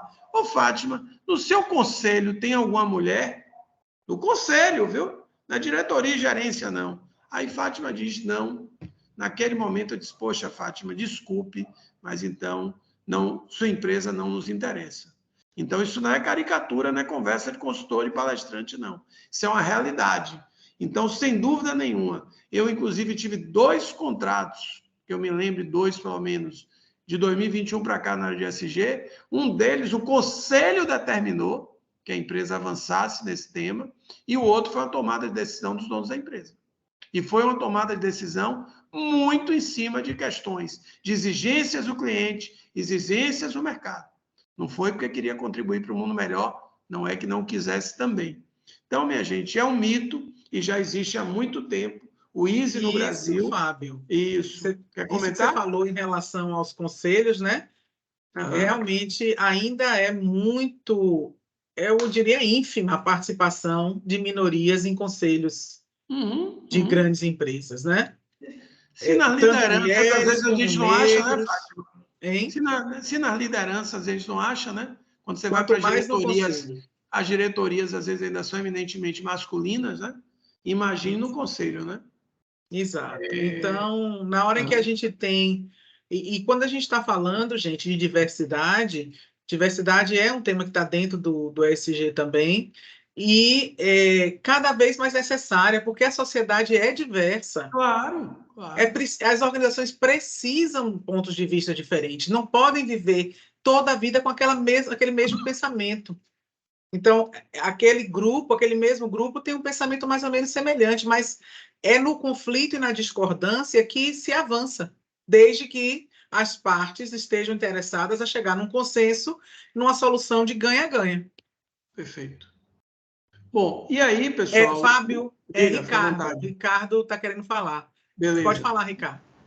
Oi, é só fazer um adendo na fala do professor Fábio, da professora Fátima, é o seguinte, a preocupação, tanto na diversidade quanto na parte ambiental, social, agora saiu agora aqui há pouco, hoje de manhã, que a Odebrecht Realizações, que é a parte imobiliária da Odebrecht, está criando uma diretoria de ESG, né, para você ter ideia da preocupação e da visão da empresa, o porquê disso tudo, como o professor Fábio está falando aí agora.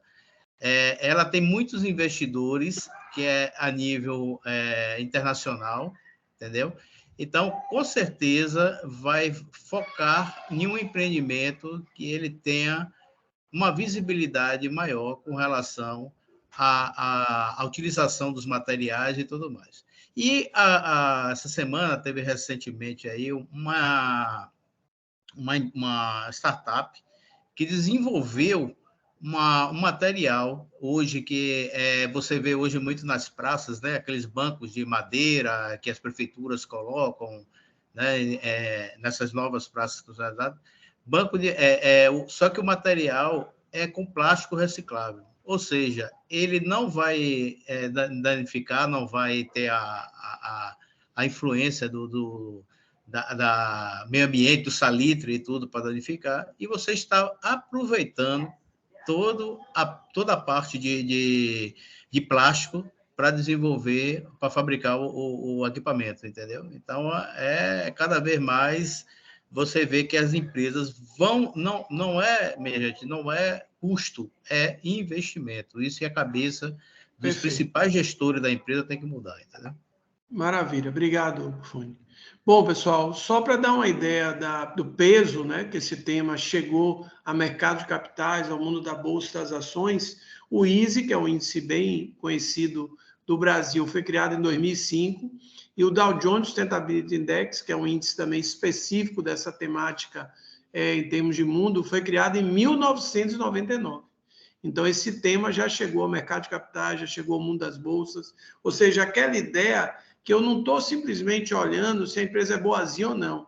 Eu estou dizendo que uma empresa que não tem práticas sustentáveis nesse viés, não só econômico, mas social e ambiental, ela não é um bom investimento. Ela não é uma empresa competitiva. Ela não é uma empresa que deve se perpetuar.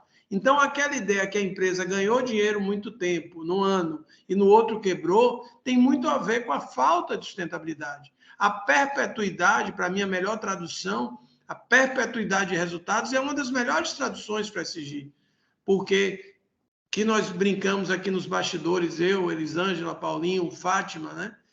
A minha relação com o CRA é uma relação de longas datas, né? Então, na verdade, para se perpetuar uma relação é muito difícil, mas isso precisa ter bases sólidas, bases consistentes, bases verdadeiras. E perpetuar o resultado da empresa passa muito mais do que uma conta de receita e despesa. E aí eu não vou entrar em detalhes aqui, até para a gente, eu estou puxando um pouquinho aqui mais para dar tempo, independente dessas interações de vocês perguntarem ou fazerem comentários, que quando a gente vai estudar empresas há muito tempo, eu estou trazendo dados de 2000 para cá, mas eu podia buscar nos anos 80, se eu fosse olhar para a Caixa Econômica, Banco do Brasil, Chess, Eletrobras, Petrobras, é que quando você olha para as práticas de gestão, você percebe uma relação muito óbvia do ganha-ganha, que é bom para a sociedade, mas é bom para a empresa. É bom para o meio ambiente, mas é bom para a empresa. Então, uma empresa como a Natura, em 2003, cresceu a produção 27%, mas houve consumo de água e de energia elétrica menor, teve uma queda. Ou seja, ela produziu mais, utilizando menos recursos naturais e com menores custos. Bom para o bolso da Natura, bom para a sociedade, bom para o meio ambiente. Então, a gente vai percebendo empresas que reinventaram o seu negócio. A Americana Interface é uma empresa que o seu CEO, já falecido, passei uma manhã conhecendo esse case num evento do Eto São Paulo, e ele contava lá que a empresa dele estava bombando de resultados, mas ele percebeu que ela não ia muito longe. Na época ele usou, porque não era socialmente responsável, tá? Porque, na verdade, quando você usa o inglês, é o BSR, né? Business Social Responsibility. Então, abraço para a professora Titia, maravilhosa, fantástica, professora Silvia. Então, minha gente, você vê empresas que tiveram que reinventar os seus negócios. Empresas que entenderam que aquela relação com a comunidade, sociedade ou com as ONGs eram muito mais do que ser bonzinhos, muito mais do que contribuir para o mundo melhor. Mas aquilo reduzia custos, aquilo poderia gerar inovação, aquilo poderia gerar, inclusive, um outro nível de reputação. As empresas, minha gente, têm uma licença social. Muitas vezes a gente não enxerga isso, mas para a empresa funcionar, além de aspectos legais, a sociedade permite, através do que nós chamamos de licença social. E isso chegou às pequenas, como as grandes empresas, sendo exigidas pelo mercado disso, elas exigiam dos seus fornecedores, que eram médias ou pequenas empresas. Então, muitas vezes, e já há muito tempo, as empresas começam a estender o programa de ESG a toda a sua cadeia produtiva e de valor. Então, muitas vezes, uma empresa vai ser contratada, eu vou checar se ela está ok com o fisco, se ela está ok com as questões trabalhistas, se ela tem termos de compromisso ligados a não permitir trabalho infantil ou trabalho escravo. Então, isso também já é de longas datas, de longas décadas. E todos os estudos sobre o valor de... Oi, fica à vontade. Eu quero fazer um comentário e Milton também está aqui querendo participar um pouco. Eu quero comentar só nesse ponto que você falou, né, de ser bom para a empresa, para a sociedade, para o meio ambiente, para todos. E só chamar a atenção que alguma coisa só é verdadeiramente sustentável se for dessa forma. Se for boa, né, economicamente, socialmente e ambientalmente. Tem que ser os três juntos. Então, não dá para a gente ficar naquela coisa, não, porque tem que fazer, né, o trade-off. Não, se for para valorizar o meio ambiente, vai ter que ser um sacrifício financeiro. Não. É perfeitamente possível se aliar tudo isso e aí você chegar no ponto da sustentabilidade. E aí, o que o Ricardo falou antes, né, eu me lembrei, a inovação para a sustentabilidade. Eu tenho visto muitas inovações focadas nisso, né, sustentáveis, às vezes tecnologias sociais, coisas que são baratas e que estão resolvendo problemas gravíssimos de falta de acesso à água potável, por exemplo.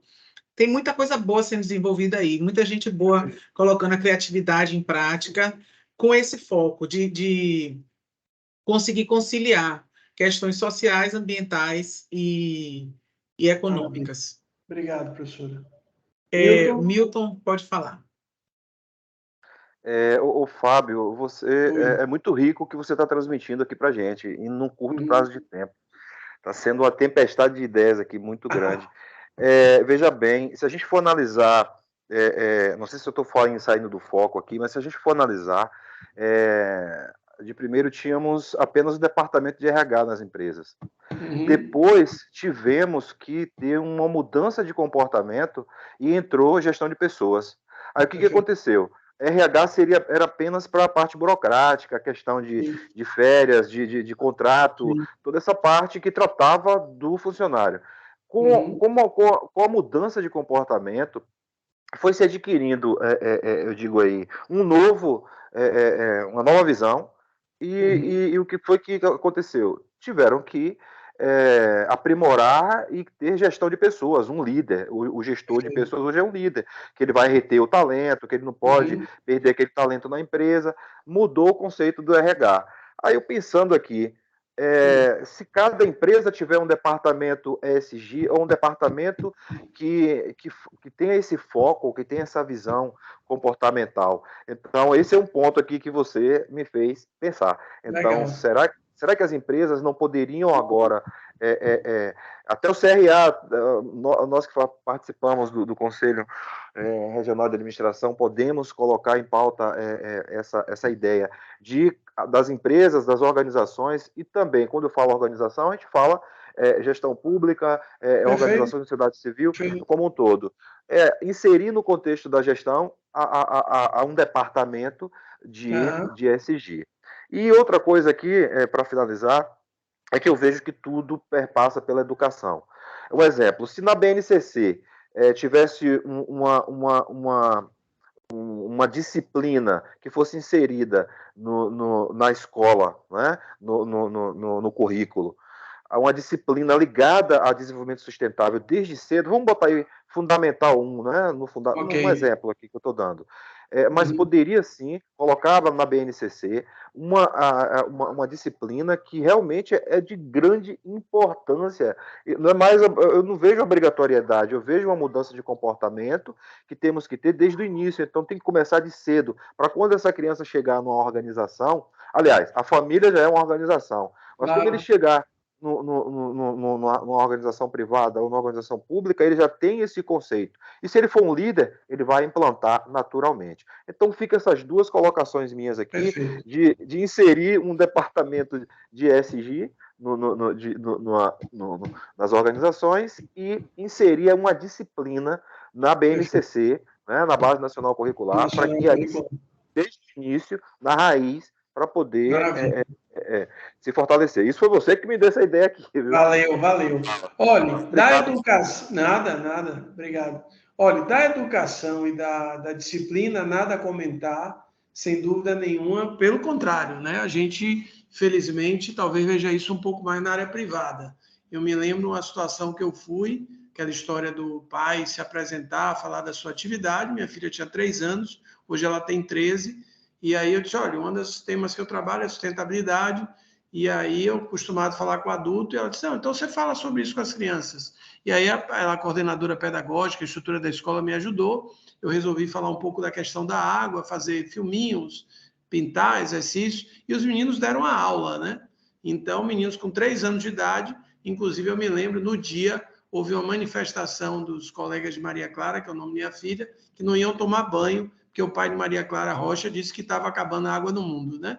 Então, diferente da minha pessoa, que saí praticamente da faculdade de administração e não tinha ouvido falar de verde nem de ética, né? Brincando um pouquinho aí de uma maneira jocosa com esse tema que é muito mais complexo, minha filha com 3 anos já começou a ver. Quanto a essa história de criar o ESG, eu vou pedir, Milton, para você guardar aí um pouquinho, porque um dos mitos tem a ver com essa colocação sua, independente que não é negativo criar um departamento ou algum tipo de liderança dentro da empresa para tocar isso. Pessoal, vou dar uma puxada aqui para a gente ter tempo de bater um papo.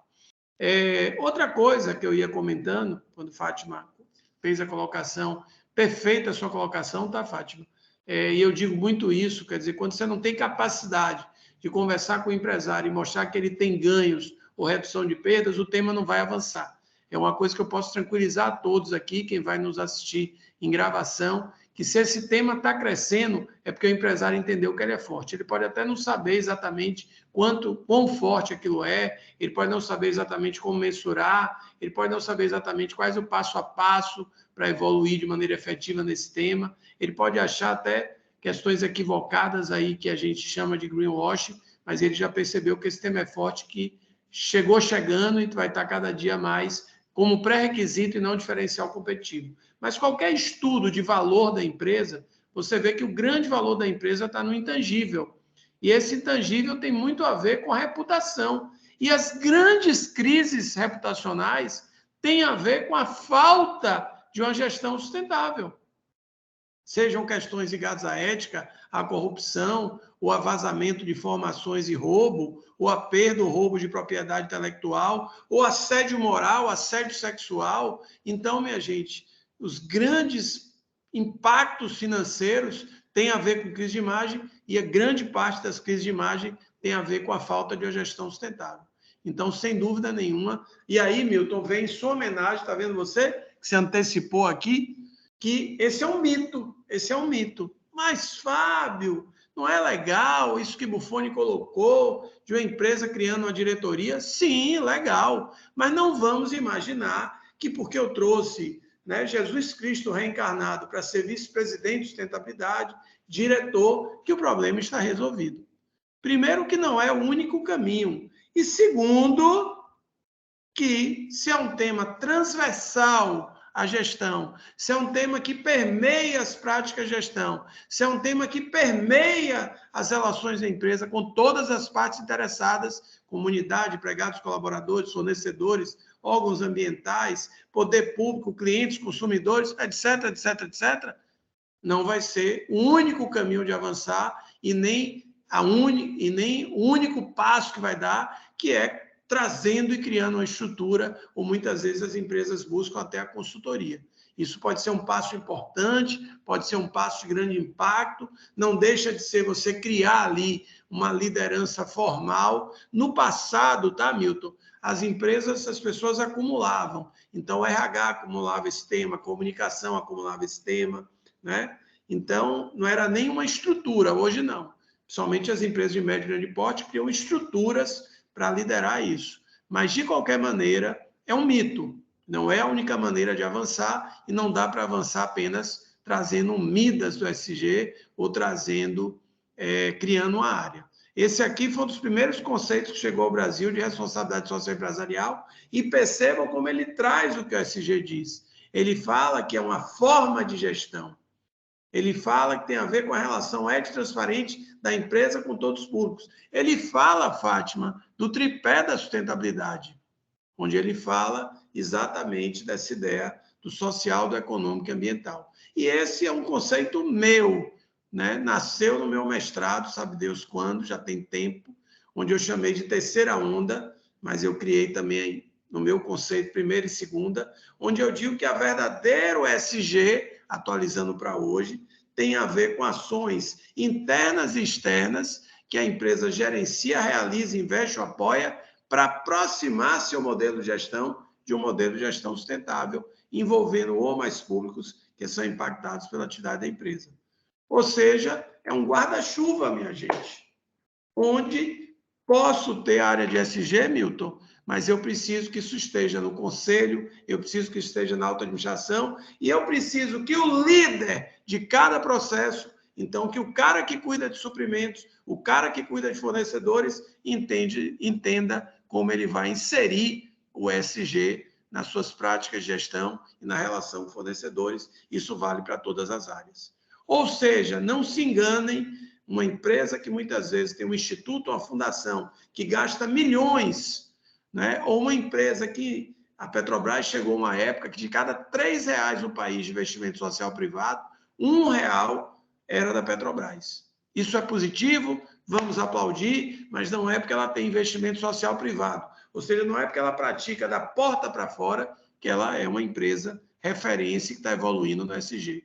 Então, Milton, também aí, passando pelo seu raciocínio, que é muito interessante, precisamos e podemos ter, sim, um líder desse tema, até uma área, a depender do porte. Uma equipe, eu já vivi situações onde a gente trouxe para o mesmo guarda-chuva RH, meio ambiente, comunidade, relação institucional, pesquisa e desenvolvimento, e colocando isso com a liderança do SG, mas toda equipe, todo profissional vai precisar entender de SG. Não que seja um especialista, mas ele vai precisar entender que quando ele pensa o produto, pensa o serviço, pensa a relação da empresa, pensa a prática de gestão, onde é que estão os componentes do SG.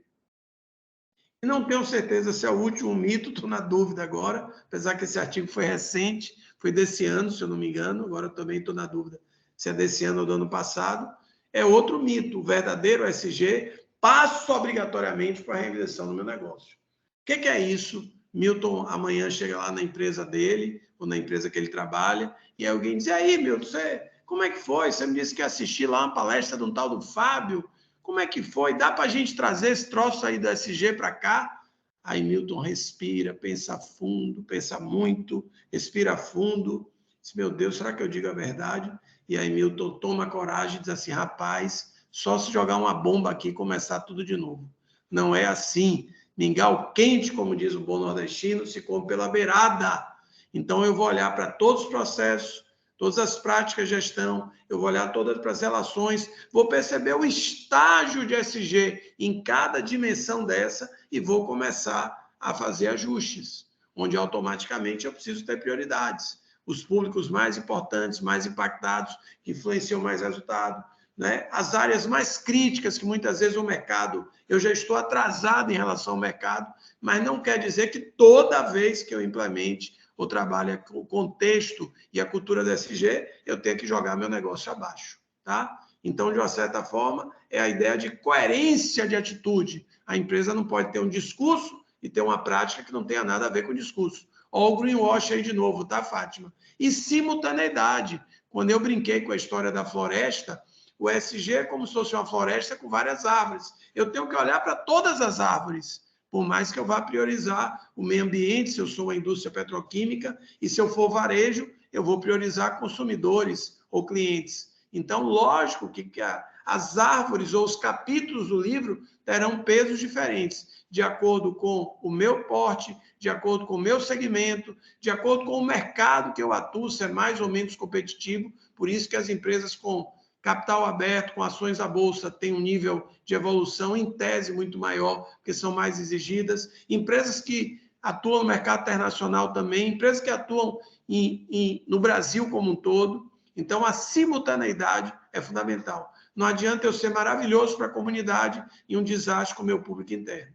E aí, de uma certa forma, eu preciso olhar esse tema como ônus e bônus. É um tema onde eu posso gerar grandes oportunidades de negócio, já nasce há alguns anos ou há décadas, empresas que nascem com o DNA do SG, mas eu também preciso olhar para reduzir riscos, reduzir perdas e ter cuidado com as faltas e o pênalti. E entender que hoje as empresas já impactam alguém que vai nascer daqui a 10 anos. E entender que essas gerações futuras, ou seja, o consumidor, o cliente, o juiz, seja quem for, o gestor, o profissional, ele vai ter um outro olhar sobre o SG. Então, na verdade, aquela ideia, né, que a empresa só serve para botar o dinheiro no bolso do dono, ou simplesmente olhar para os clientes, nunca foi verdadeira, agora muito mais. Eu preciso ter o que a gente chama de uma gestão multi-stakeholder, olhar quem eu impacto e quem influencia meu resultado. Porque todas as empresas são organizadas em processos, complexos ou não, estruturados ou não, formais ou não, e todos os processos têm as 3 variáveis. Fátima, seu raciocínio está correto quando você diz aí que precisa trabalhar esse tripé, porque todo e qualquer processo da empresa tem um viés econômico, tem um viés social, tem um viés ambiental. É simples a gente ver isso. Uma empresa que entrega uma carga e recebe dinheiro. A gente, muitas vezes, e o modelo mental do administrador precisa mudar, a gente só olha para o econômico. Aí alguém diz assim, e o social da sua empresa? A pessoa diz, eu não sou Irmã Dulce, eu não sou Maria Tereza de Calcutá, e a gente diz, e se um fornecedor, um terceiro, invadir uma casa e matar todo mundo, isso tem a ver com a sua empresa? Tem, pode acabar uma empresa. E a questão ambiental da sua empresa, você diz, eu não sou biochato, né? Eu não sou hippie, né? Eu não sou ONG ativista ambiental, mas sim os impactos ambientais. E se você não, muitas vezes, ajustar ou até reinventar seu produto, seu serviço, sua produção e seu negócio, você está fora em breve, e essa já é a realidade que a gente vive, se a gente for olhar para qualquer área. Indústria automobilística, energia, construção, qualquer área. E os próprios profissionais. Porque nós estamos falando, não é o lado ou a dimensão do negócio e a dimensão da sustentabilidade. Nós estamos falando numa única estratégia. A maior referência até hoje, estratégia, que é o Porter, o Michael Porter, diz, não tem sentido a empresa ter uma estratégia econômica e uma estratégia ESG. Deve ser uma estratégia só, ou seja, uma estratégia única. Não é apenas uma área ou um processo.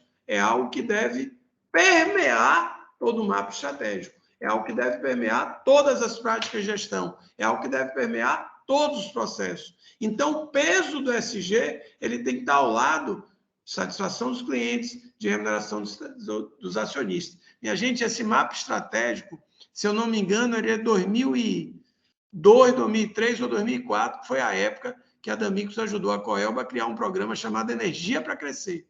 Foi um programa que foi considerado na época, o Etos chegou a considerar a Coelba a natura da energia, né? Com figuras lá como Gordilho, André Godin, Edinha e tantos outros, né? Aninha e por aí vai. Então, na verdade, a gente está falando que o ESG tem muito menos a ver com aquela ideia de uma ação oportunista, pontual, de um projeto, do fazer para inglês ver, e muito mais entender que o uso, no bom sentido, que o entendimento da relação da empresa com a sociedade é parte normal do seu negócio. As empresas se perpetuarão e terão sucesso quando elas entenderem que elas precisam construir e cuidar de relações e vínculos com as partes interessadas. Porque produto e serviço, margem de rentabilidade, cada vez mais é commodity, tá? E sim, algumas vezes é necessário reinventar o negócio. Estamos vendo aí, como na área de energia, indústria automobilística e também na área de alimentos, que muitas empresas já reinventaram o seu negócio e vão ter que reinventar o negócio. Então, a depender do seu core business, a depender dos seus impactos, a depender do que o mercado esteja apontando, às vezes esse mito é realidade. E por último, agora sim eu acho que é o último, não é verdade que os resultados do ESG sempre serão subjetivos e intangíveis. Nós temos hoje... Esse é o último, realmente. Ricardo está há um tempo com a mão levantada. Você gostaria de falar agora, Ricardo? Pode falar. É bom que Fábio descansa um pouco. Vou aproveitar que o professor Fábio e a professora Fátima for beber uma águazinha aí para... Veja só, a Milton colocou muito bem aí. Eu vou fazer só uma pequena passagem aí pelas palavras de Milton. Minhas filhas estudaram em uma escola, Milton, que todas as datas de eventos eles teriam que fazer as lembranças através de material reciclável, ou seja, Dia dos Pais, Dia das Mães, festa junina, meio ambiente, tudo não podia comprar e levar. Eles juntavam durante o período materiais recicláveis, que a gente tinha até que juntar em casa e levar até lá, e aí nessas datas eles iam... Eu posso falar o nome da escola aqui? Deve, fala. Coisa boa, essa é a Escola Girassol. Escola Girassol. Famosíssima. Isso, então, minhas filhas todas, desde 1 ano e pouco de idade, estudaram lá e todos foram nesse caminho, né? Quando você colocou aí, Milton, você falou assim de RH, eu vou dizer assim, você foi até bonzinho, né? Porque tem empresas aí de 40 anos, 50 anos de fundada que está trabalhando ainda com departamento de pessoal, né? Então, quando você fala assim RH, você já está bastante evoluído em todo o processo, né? Boa lembrança.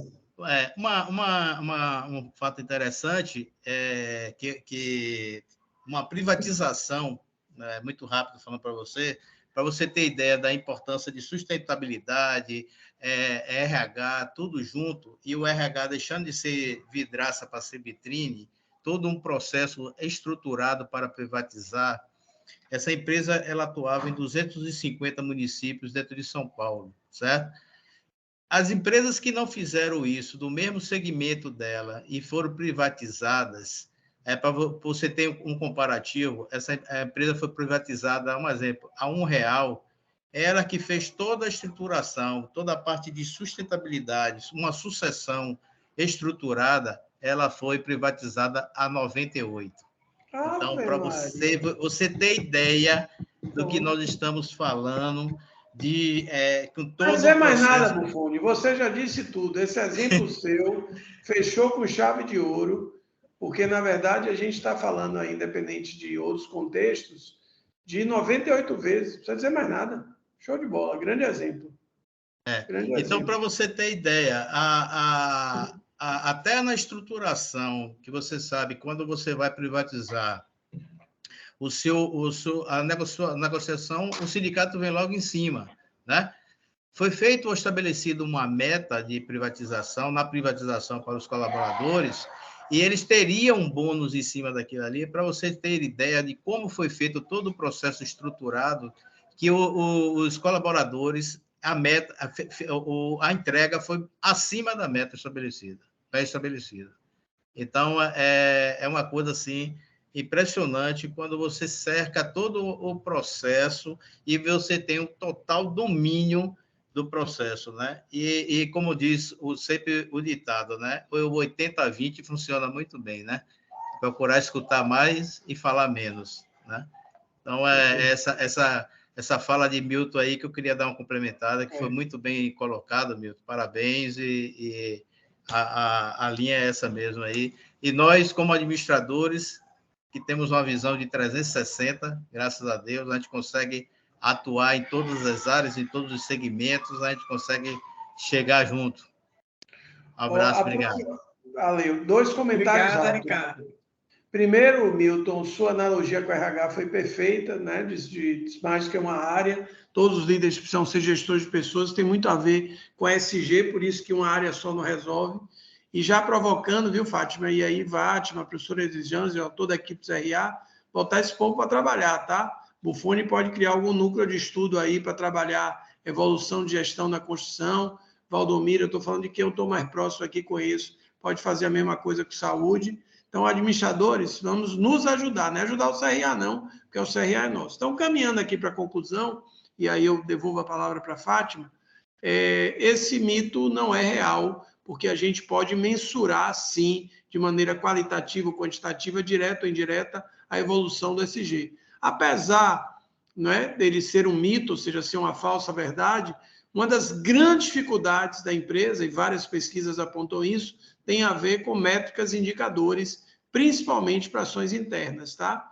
Então, muitas vezes, inclusive, existe aquele sonho de consumo, que é ter um indicador ali prontinho, e as empresas não entendem que, às vezes, inclusive, é inserir o SG em indicadores de gestão já existentes, nem sempre criar indicadores de SG.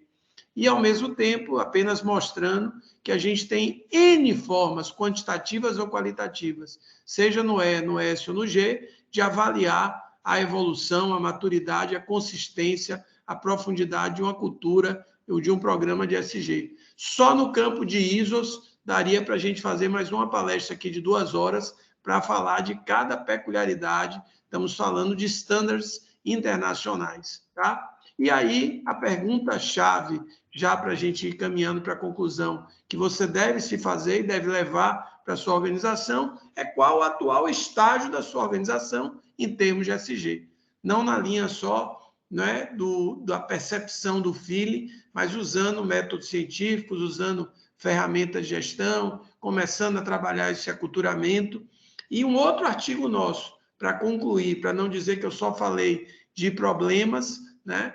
Esse é um outro artigo nosso, a partir de toda a nossa experiência e de estudos de casos com grandes empresas que são referência à sustentabilidade. Quais são as 3 regras de ouro? Ou seja, se a empresa não caminhar nas 3 regras de ouro, ela não evolui de maneira efetiva no SG. A primeira delas, o que falamos aqui o tempo todo, o que eu chamo de aculturamento de uma maneira simplista. A segunda delas, por mais que o ideal é que eu coloque o SG como algo integrado, intrínseco ao modus operandi da empresa. Num primeiro momento, eu tenho que criar um modelo de gestão para trabalhar o ESG até que ele esteja bem resolvido para se integrar ao modelo de gestão. E falamos aqui também, eu preciso personalizar ou customizar a agenda de sustentabilidade. E aí vem a última pergunta, independente de ficar aqui à disposição, não só de professora Fátima, mas de todos vocês. Quais os próximos passos da sua organização em termos de ESG? Tá? Então, estou à disposição de vocês. Muito obrigado. E acho que a gente interagiu bem, então eu fiquei menos tenso com a questão de tempo para perguntas ou debates. E aí eu estou vendo agora que é Milton, né? Porque minha tela estava cheia e Milton está aqui. Abraço para toda a galera de IQE. Está me faltando o nome do meu amigo lá do CRA na época, que me levou para várias palestras. Não sei se ele ainda está na nossa estrutura. Ele era voluntário coordenador lá da estrutura. Fátima, obrigado e a bola é sua, fica à vontade. Só um minutinho, professora. Já terminou? Não é até a meia-noite, não? Aí você me mata, você aí não é meu amigo. Pessoal empolgado, hein? Eu só queria agradecer, porque, como o Milton colocou, foi uma palestra assim, bastante enriquecedora. Obrigado ao CRA, obrigado ao professor Fábio, à professora Fátima, todos os envolvidos no processo, né, que foi excelente, e eu acho que a gente tem, muitos vão concordar comigo, a gente tem que repetir a dose, né? Com certeza. Muito obrigada a todos que estão aqui presentes. Agradeço em especial os meus alunos, tem vários alunos da UNEB aí, viu, Fábio? Beleza, abraço para a galera da UNEB, seus alunos. Gratidão a todos, aos membros do núcleo, a todos os presentes, a Fábio principalmente, foi excelente, excelente.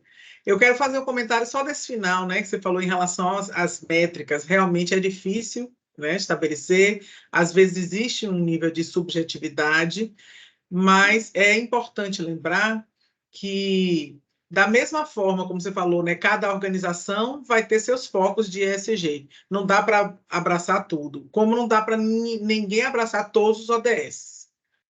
17 ODS das coisas mais diversas. Então, é preciso um trabalho de ver um foco, não é, Fábio? Na minha organização, o que é mais importante aqui, né? Dentro de um diagnóstico que eu faço, o que é mais importante para a minha organização nesse momento? De repente, amanhã ou depois, isso vai mudar.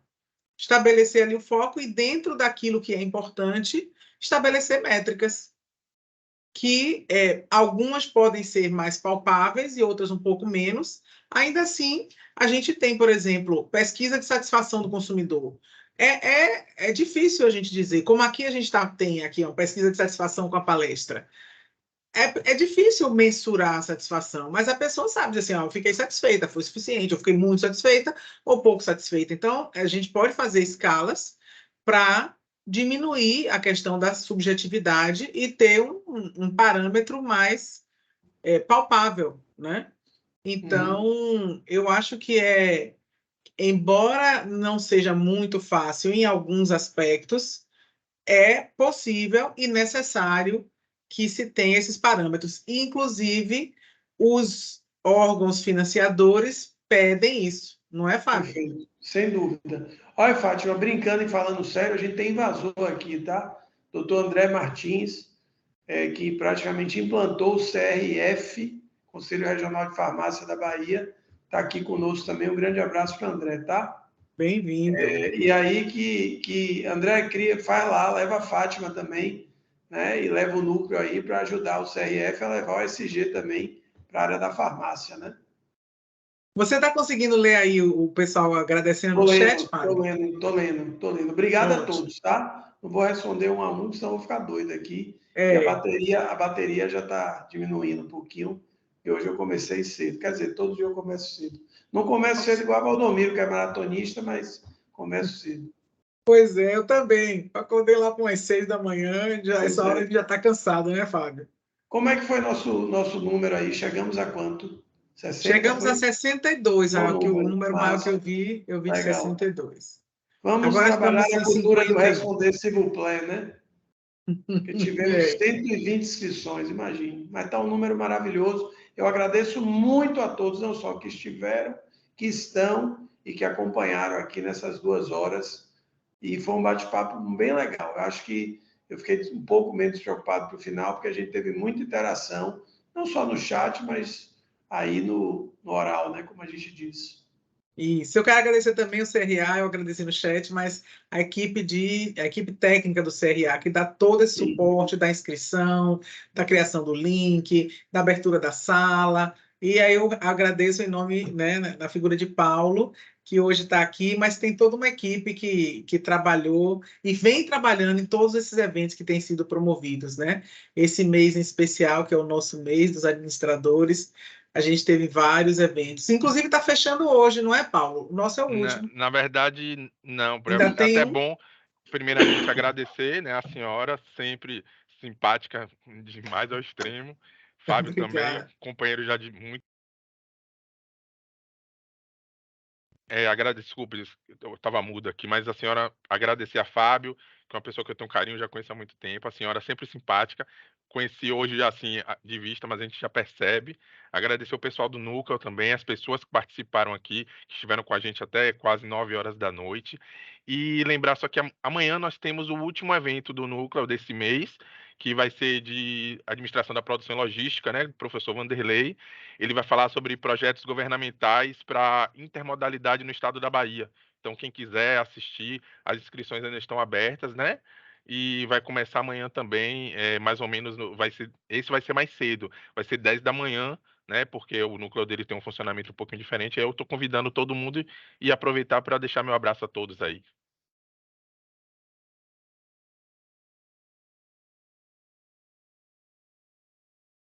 Muito obrigada, Paulo. Se você puder botar o link do evento de amanhã aqui no chat, acho que é bom. Agora mesmo. Alguém levantou a mão, foi Nilza. Nilza é minha aluna, eu tenho a impressão que ela levantou a mão. Você quer falar, Nilza? A palavra está aberta para quem quiser falar. Pronto, o link já está no chat. Apesar de ter colocado já aqui no chat direitinho, agradecendo aí ao CRA, agradecendo ao professor Fábio e à professora Fátima, né, a todo o núcleo aí de estudo, a todos os participantes. E como eu coloquei aqui, escrevi para o professor Fábio, ainda bem que ele não viu, né, que eu coloquei aqui, ficaria por mais 2 horas. Tá? Tranquilo. Eu acho que aí houve uma interação muito boa, o tema é empolgante, o ISG veio realmente para ficar e mudar o conceito das organizações, né? E muito obrigado aí ao conselho, obrigado a todos. Um forte abraço. Obrigada, Ricardo. Eu acho, Fábio, que a gente tem 5 minutos, que a gente fecha em 2 horas, a gente pode terminar logo, mas eu queria lhe provocar com uma última reflexão. Onde é que eu vejo assim a grande diferença da responsabilidade social corporativa e do ESG? A origem, né? A responsabilidade social corporativa se originou muito da filantropia. Então, já era uma preocupação de grandes empresários com a questão social. O ESG vem desse movimento de grandes instituições bancárias, né, financeiras, né, principalmente bancos, capitaneados pela ONU. Então, eu vejo que existe uma vantagem de agora ser as instituições financeiras que estão puxando isso, né? E o fato de ser instituições financeiras puxando e colocando como critério para dar dinheiro, agora eu vejo mais perspectiva da coisa realmente deslanchar. Sendo bem breve, se você olhar só para o Brasil, o seu raciocínio está perfeito. Mas se olhar para o mundo, não é verdade, tá? O movimento da responsabilidade social empresarial já nasce como algo, talvez não com a força de hoje, né? Mas, sem dúvida nenhuma, quando a gente ia lá, né, era RS, era Corporative, era CSR, Corporative Social Responsibility, né? Já nasce com um olhar pesado inclusive de práticas antigas, até mesmo no Brasil, de bancos, por exemplo, que pós 5 milhões de empréstimos já adotavam critérios de responsabilidade social. Mas no Brasil, a cara desse nascedouro, você tem toda a razão, foi da filantropia e até de um pouco de reprodução de área pública. As empresas não queriam, por exemplo, apoiar educação, elas queriam apoiar fazer posto de saúde, da viatura. A gente tem muitos casos de empresas, inclusive, que se perderam substituindo o Estado e depois tiveram batatas quentes para administrar. Mas aí relacionamento com a comunidade é uma outra pauta, é uma árvore bem gigante, tá? Mas você tem razão, no Brasil, seu raciocínio é perfeito. Se a gente olhar a história no mundo todo, a gente, pelo contrário, na Europa o viés foi do meio ambiente sempre, nos Estados Unidos sempre foi o viés de consumidores, no Brasil realmente veio da filantropia. Até porque a filantropia, eu olho para fora, sabe aquela história? Eu digo, pessoal, vamos cuidar da qualidade de vida. Aí, Fábio, você cuida? Não, eu estou falando que vocês têm que cuidar. Então, assim, vou apoiar o ILEAE, mas você tem pessoas negras em cargos de liderança na sua empresa, aí já são outros 500. Então, olhar para fora é sempre mais fácil. Agora, colocar o dedo na ferida, mulheres, diversidade etária, questão de gênero, diversidade religiosa, então, e aí passa muito, como o Milton trouxe, gestão de pessoas. Mas você tem toda a razão, depende muito do universo, da amostra, né, que você vai usar. Ok, eu acho que é uma boa reflexão. E aqui eu já vou deixar de público o convite para a gente conversar sobre essa questão do etarismo e 50 a mais, que claro, nós estamos, Fábio, eu estou com 53, você está com 51, nós estamos reinventando os 950. Aqui, ó. Não estamos? A base é essa aqui, ó. Foi o livro que a gente lançou em setembro de 2021. Diversidade geracional, eu nunca gravo o título, tá? Mutações, transformações e impactos 50 a mais nas organizações da sociedade. Minha sócia, inclusive, Maísa, que atualmente no CRA, porque não é administradora, ela está apresentando domingo, Fábio, o case do trabalho que a gente fez na Escola Baiana de Medicina nessa área, um projeto de longa duração, na Expo Longevidade, a maior congresso, maior Expo Longevidade do Brasil, já existem algumas edições, um dos maiores eventos do mundo. Então, geração prateada, economia prateada, tem que ser pauta dos administradores também. Estou à sua disposição. Ótimo, maravilha. Vamos fazer aí, eu estou na crista da onda, prateadíssimo. Isso, eu também. Vamos pratear essas organizações. Obrigadão, viu, minha gente? Fiquem com Deus todos e, mais uma vez, obrigado aí a todos do CRA e a todos os presentes. Muito boa noite, gente. Boa noite a todos. Obrigado. Boa noite. Obrigado aí, Paulo. Um abraço, hein? Obrigado pelas presenças.